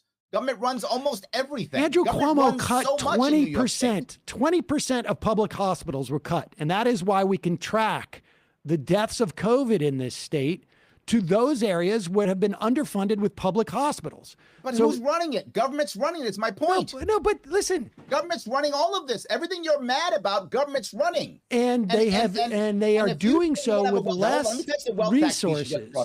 The wealth tax. You said, yes, you know what, Larry, we used to have 90% tax rate. You're right. And what did the wealthy do? They found other ways to make money and other ways to bring money in. They went around the wealth tax. That's one of the reasons why we got rid of it. There are other reasons, obviously, but they went around it. They started getting money through things like stock exchange and things like that. And that made private capital even more valuable. I would argue the powerful private capital and stock market that we have now was because of a 90% tax. That was one of the reasons. There are many, obviously, but it's one of the reasons why they went that route. That doesn't track they went whatsoever, that route for other reasons. You know that the stock market was ascendant. They will find another way to make their money, or they will just leave New York State. The stock market was ascendant in the early 70s into the 70s. It exploded in the 80s 100%. when Ronald Reagan cut the capital gains tax and cut the tax rate by almost 40%. Ronald Reagan began it, and then Bill Clinton put the final nail in the coffin, ending Glass-Steagall. 100%. What exactly? But Yes. but So it doesn't track. Republicans How are and you saying? Democrats But wait a second, together Larry, have you wrecked just this said through government. the reason why the stock market I'm was a third ascendant. party. Excuse me. You just said the reason why the stock market was ascendant was because of those 90% taxes. No, that's not what I said. I said one of the reasons why the wealthy You didn't went say there. that. I said one of the reasons. You said it's because. That's not what I said. I said it was one of many reasons. That was one of them. Was it a big reason? Was it a relevant reason? Was it a significant I believe reason? in the 60s, I believe in the 60s and 70s, when the tax rate was so high, wealthy people were looking for the reason, and that opened up their eyes more towards that. It became more attractive. Just like when Glass-Steagall was ended, the idea of putting mortgages into the market became more attractive. So Okay. yes, I think it became What more was attractive. what was the tax rate system in to where those it actually 60s happened. and 70s? I couldn't tell you. It was not 90%. It would That's be what I'm dropped. saying, It was but- dropped. That's what you're Go ahead. saying? No, tell me I'm again saying what you're that saying was the because I'm beginning. They getting started confused. thinking about this back in the 50s. They were thinking, wait a minute, how do I make this money? How do I So get it took around them this? 20 years to build up the stock market. That's just ahistorical, Larry. No, not to build up the stock market. No. What I'm saying is to get wealthy people to think about other ways of making money. It took them some time to start thinking about how to do that. Yes, didn't happen overnight. Of course not. Well, the way course that not. they did that was they waited until 1981 and Reagan began the assault on our taxes and I'd agree. allowed capital gains cuts. That has nothing not to gonna do with fight the you on this. 90% tax rate. Nothing to do with it. Okay, fine. I'm not going to fight you on it. Fine. Oh, that's because it's just a fact. But I don't blame Nothing to you. do with it. But No. Then why did we just keep 90% tax rate the whole time? Let's go back to it. I'm in favor of that.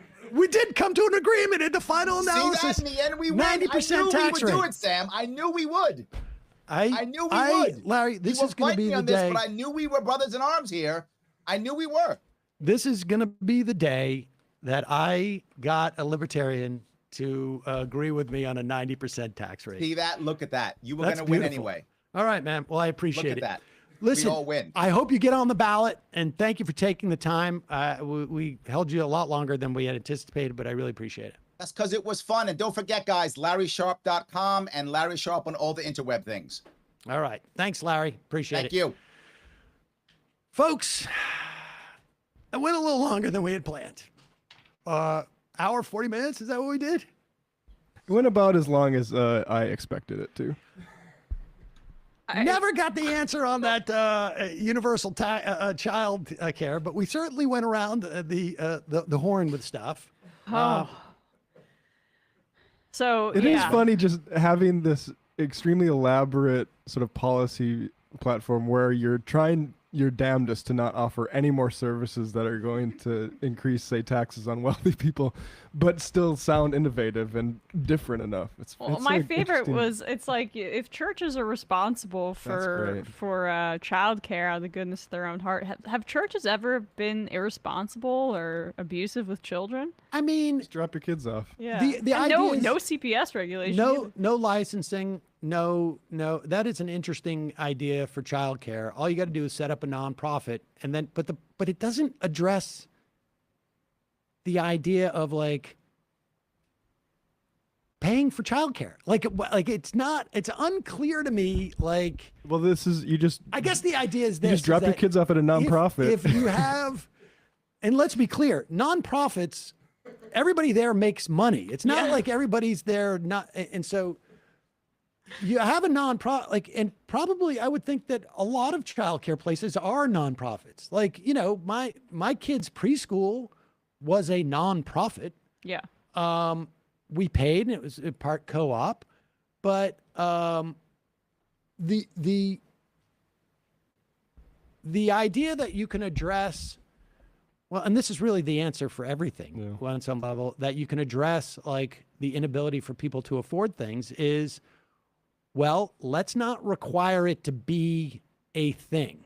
In other words, we won't define what childcare is. As long as it's a nonprofit, it's childcare. Yeah. And therefore, they can charge less, and there'll be really no oversight as to what happens there by any measure. They don't have to have any standards. They don't have to offer any nutritional things or whatever it is. And it can be cheaper because This is just some dude who said, nonprofit, welcome to my cellar. The kids stay inside and we watch TV all day, and that's it. And I give them a couple of crackers and send them home, and it's cheap. Yeah. I mean, when I look, if I have a kid, like I can't decide which nonprofit I want to drop them off at. If it's the Open Society Foundations or the Metropolitan Museum of Modern Art or ASPCA. Like, here, there you go. Go learn some stuff from these people. Oh, go. You know what? Code check. You go to a museum, code check. You go, here's Saul. Child check. His name is Saul. You get a ticket. I have trained him to sit in a cubby. Here you go. Get the ticket. I'll be back later. Saul, you have fun now. Yep. And that's going to drop childcare costs. All right. Let's just talk about Ron Johnson, and then we'll get out of here. I want to do one clip here. I'm sorry, folks. Folks. You really met your match in terms of ability to. Oh, Larry and I could have arguing. done that for like 6 hours. I know. We could have done that for 6 hours. I just want to say to our audience, A, I'm sorry. B, I apologize. C, thank you for indulging me. Sometimes, doesn't happen as often as it used to. Yeah, some days are for Sam. Some days they're just for me. Yeah. And I'm sorry you had to be here for it. And honestly, that's why I decided to go off camera, because I sat here the whole time. I hope people understand. But I just knew that this is for you. Sparing me the shots of Emma going like, oh God. And like, I knew I wouldn't be able to speak now, can during you imagine, that like segment too. And I also I owe all of you guys both an apology and a thank you. Yeah. For instance, like back in the day, somewhere around like 1:40, like 40 minutes into it, Michael will be going, God, Dad, I wrap this up. Like very ostentatiously looking at the time on his phone. Yeah. It would be just like what's going on here? I don't know. I gotta. Like just really exaggerated motions. Yeah. And there would be a lot of like, oh, sorry. Big yawns. Yeah. Anyways, but exactly. Is the clock broken? Yeah, exactly. So thank you, and I apologize to everybody. But I think Larry would have appreciated Ron Johnson's statement. I don't want to put words into his mouth. But this is a very libertarian idea, and that is that the social insurance program, and to be fair, also a very Republican and conservative idea, which is that the social insurance programs that we established in the 1930s, which keeps 2/3 of our elderly out of poverty, and the social insurance program that we started in the mid-60s in terms of providing health care, are some of the most beloved programs in our society, if not the most beloved programs. That's by the way, a case for something like Medicare for All as opposed to doing half measures, because once they're implemented, people get used to them. It's really hard to claw them back. You go as hard as you can. Right. Because they like them. And we should also say this, despite the fact that the Social Security Administration has been terribly underfunded, because there has been an ongoing attempt to sort of make it less enjoyable or less beloved by people who receive Social Security. And here is Ron Johnson coming out. Now, who else was the other guy that came out with this plan? Lex Luthor down in Florida. Rick Scott. Rick Scott had a very similar plan that they didn't want anybody to talk about it. But Ron Johnson has stepped in it again because he's also one of the stupidest people, with all due respect to Tommy Tuberville, in the Senate. Here's Ron Johnson. You said one of. So. On the Regular Joe show. Yes, and defense spending has always been discretionary. So VA spending is discretionary. What's mandatory are things like Social Security and Medicare. If you qualify for the entitlement, you just get it no matter what the cost. And our problem in this country is that more than 70% of our federal budget, of our federal spending, is all mandatory spending. It's on automatic pilot. It never, you just don't do proper oversight. You don't get in there and fix the programs going bankrupt. It's just on automatic pilot. What we ought to be doing is we ought to turn everything into discretionary spending so it's all evaluated so that we can fix problems or fix programs that are broken, that are going to be going bankrupt. But because, again, as long as things are on automatic pilot, we just continue to pile up debt. It's mortgaging our kids' future. It's this massive debt burden. Okay, first off, I want to remind everybody, statutorily, it is against the law for Social Security to contribute to the national debt. It does not contribute to the national debt. It is self-funding.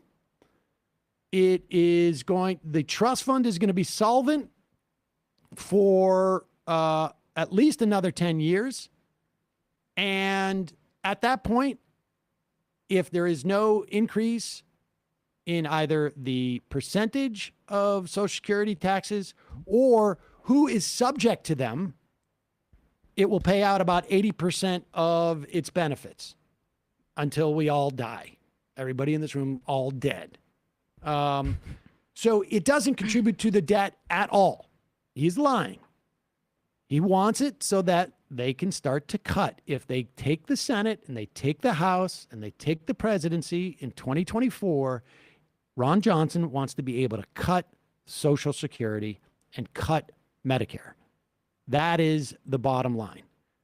And just a reminder, traditionally, and by traditionally I mean up until about 20 years ago, Social Security captured 91% of the income in this country. And by capture, I mean 91% of the income generated in this country was subject to a Social Security tax. But because that tax is capped at the first 120,000 or so that you make, if you're lucky to have made that, every dollar after that is not subject to the Social Security tax. And there is such wealth disparity in this country, such hoarding of money in so few hands, that the amount that we capture through Social Security tax now that is touched by Social Security tax is closer to 86, 85%.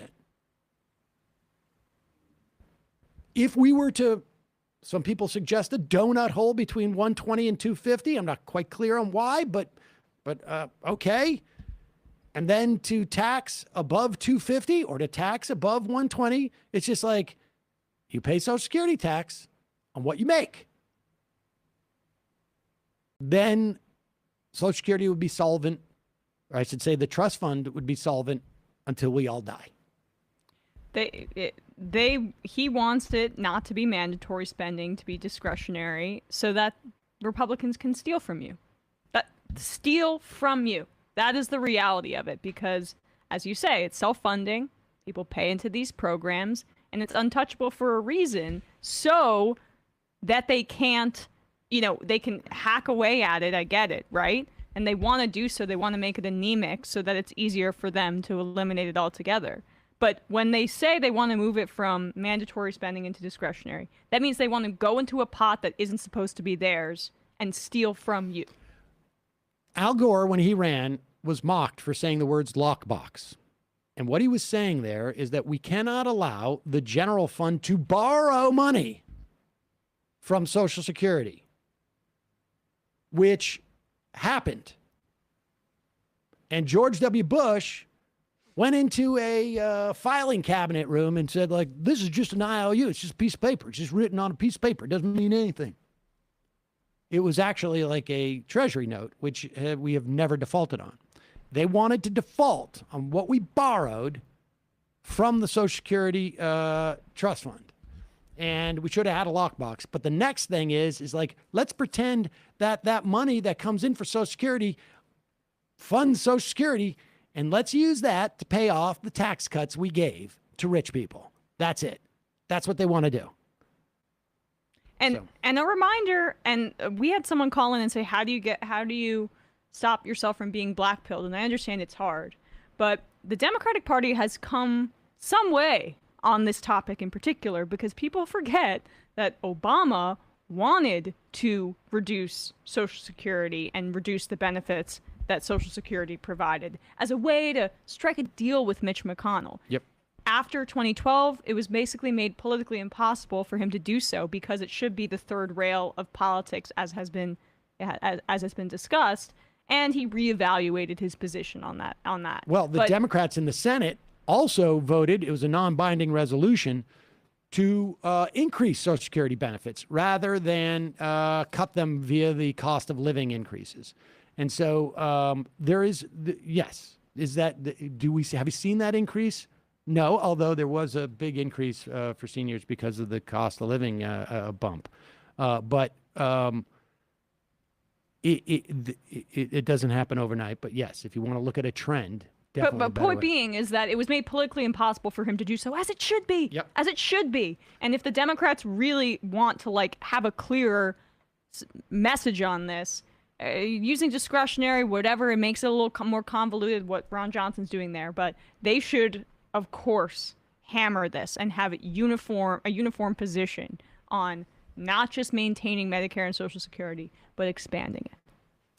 And I'm just looking at that graph, and New York State did keep growing through 2017.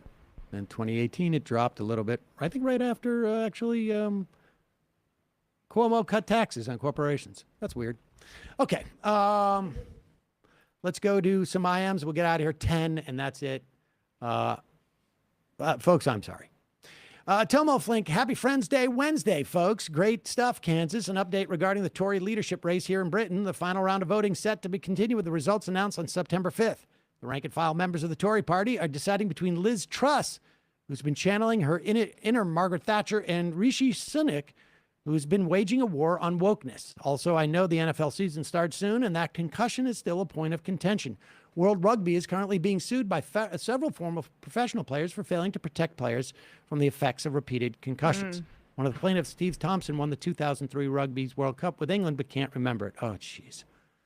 Old Lang Syne. Hi, Sam. Longtime listener, recent member. Have you ever heard of Knowledge Fight?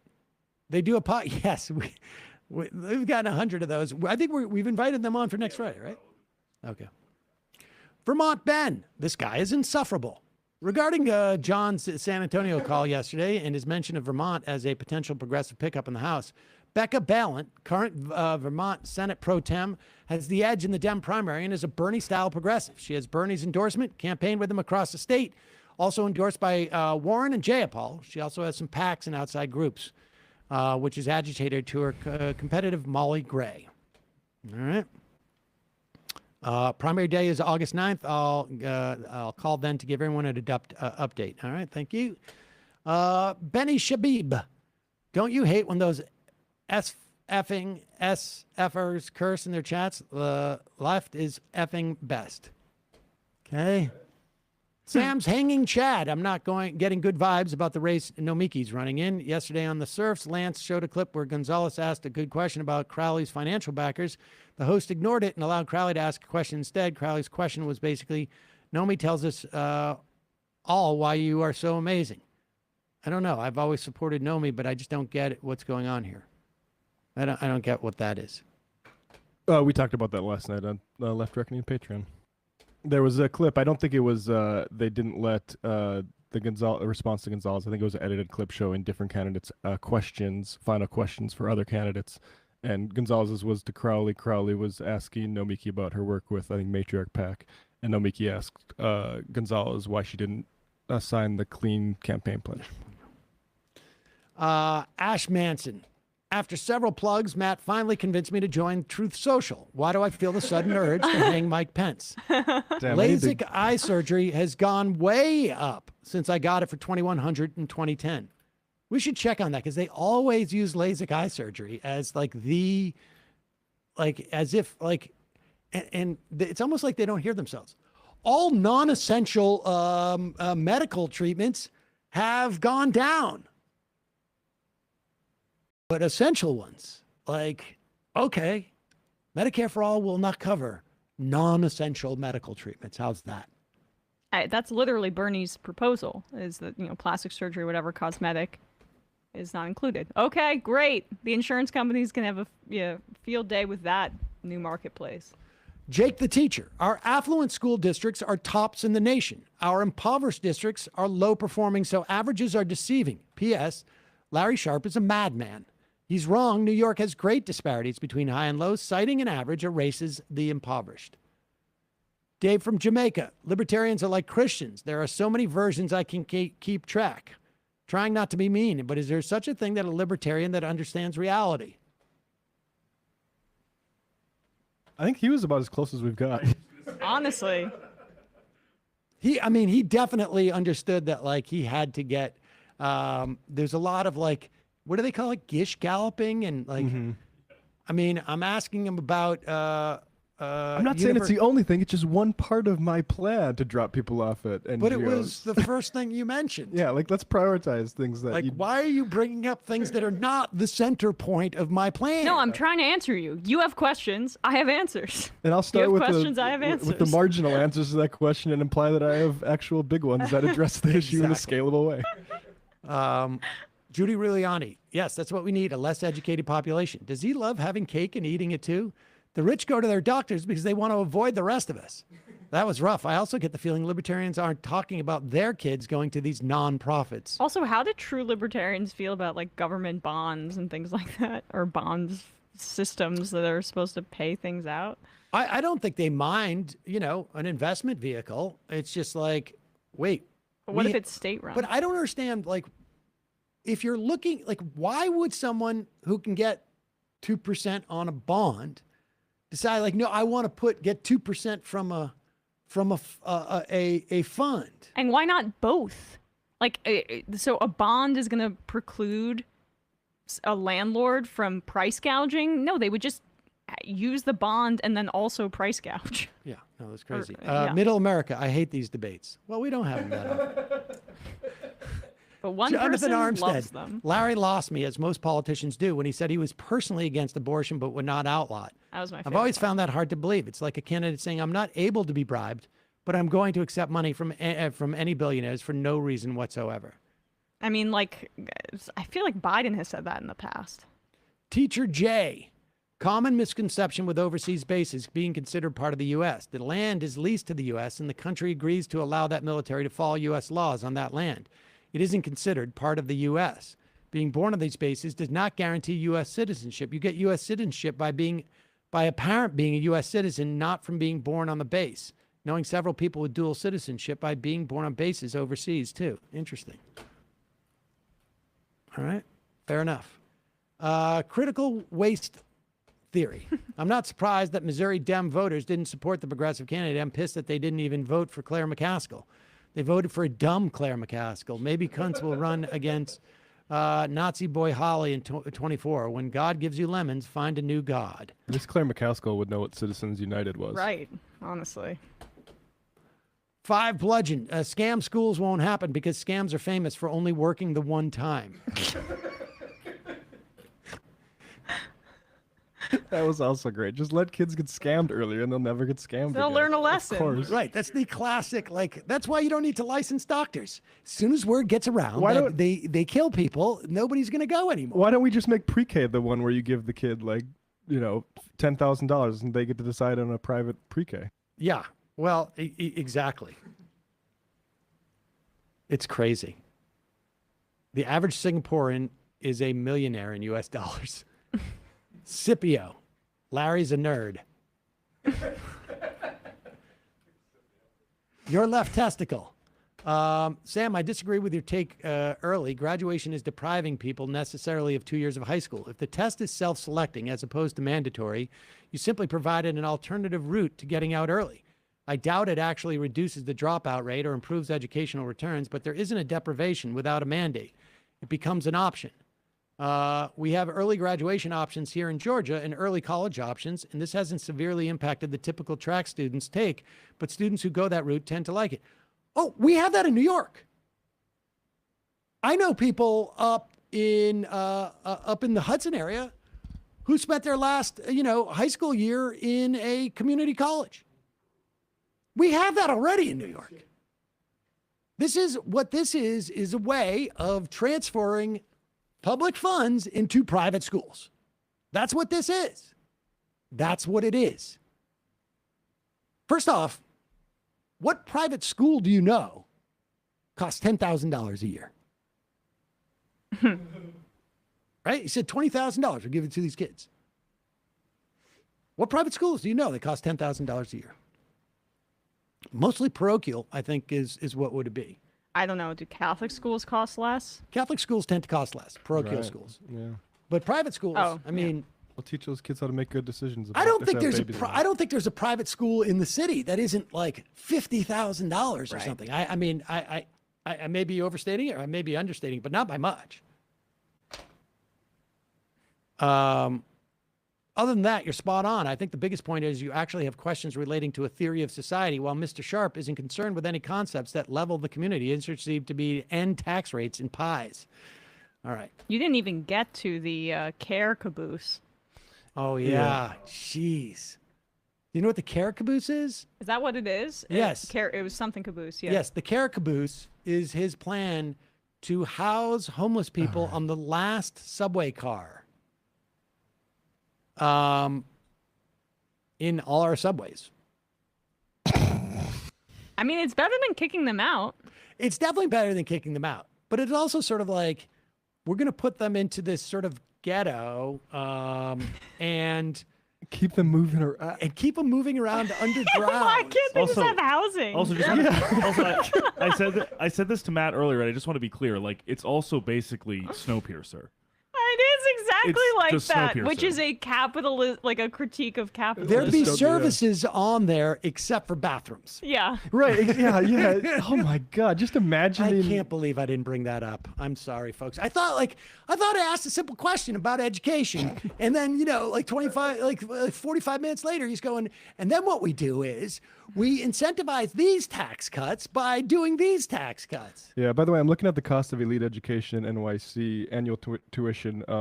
The Dalton School, 57,000.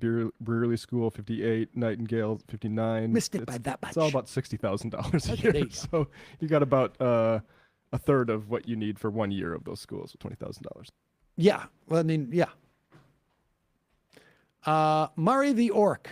I, for one, am looking forward to opening an uncredited facility where low and middle income parents can leave their children for free, where they will learn valuable life skills such as sewing, clothing assembly, and tailoring and sewing machines. Yes, all of this and learn more under the Nike Children's Learning and Labor Experience Development Center. All right, two more. Labor experience is hilarious. That off. Wow, Sam is glowing. Can we make this the internet dad's Father's Day gift? Ice 9 Minor. Thanks for the debate, Sam. Enjoyed it. Don't apologize for providing such great entertainment. All right, two more. Fighting Soy Boy. We can expressly trust private institutions to take advantage of my cut in capital gains tax to lower rents, but these effing scumbag teachers aren't going to tell you these kids don't need 11th and 12th grade because that's not how they get paid. Exactly. And the final I am of the day. Let's see. Who haven't we heard from in a long time?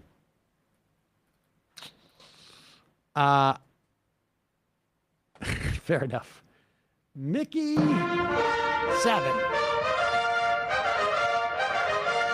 Is it the fun half yet? Bradley, Matt, Emma, great job. Folks, Emma will be here tomorrow and then a couple of days, taking a couple of personal days. And then I will see you later.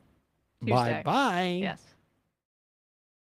It might take all the strength I got to get to where I want, but I know somehow I'm gonna get there. I wasn't looking when I just got caught between the truth and the lie bar, but finding out won't make me feel any better. Yeah, I know the clock is ticking, but the meds are gonna kick in, and my pilot light's shining bright. I guess somewhere the choice was made for the option where you don't get paid, for the road that bends before it finally breaks you.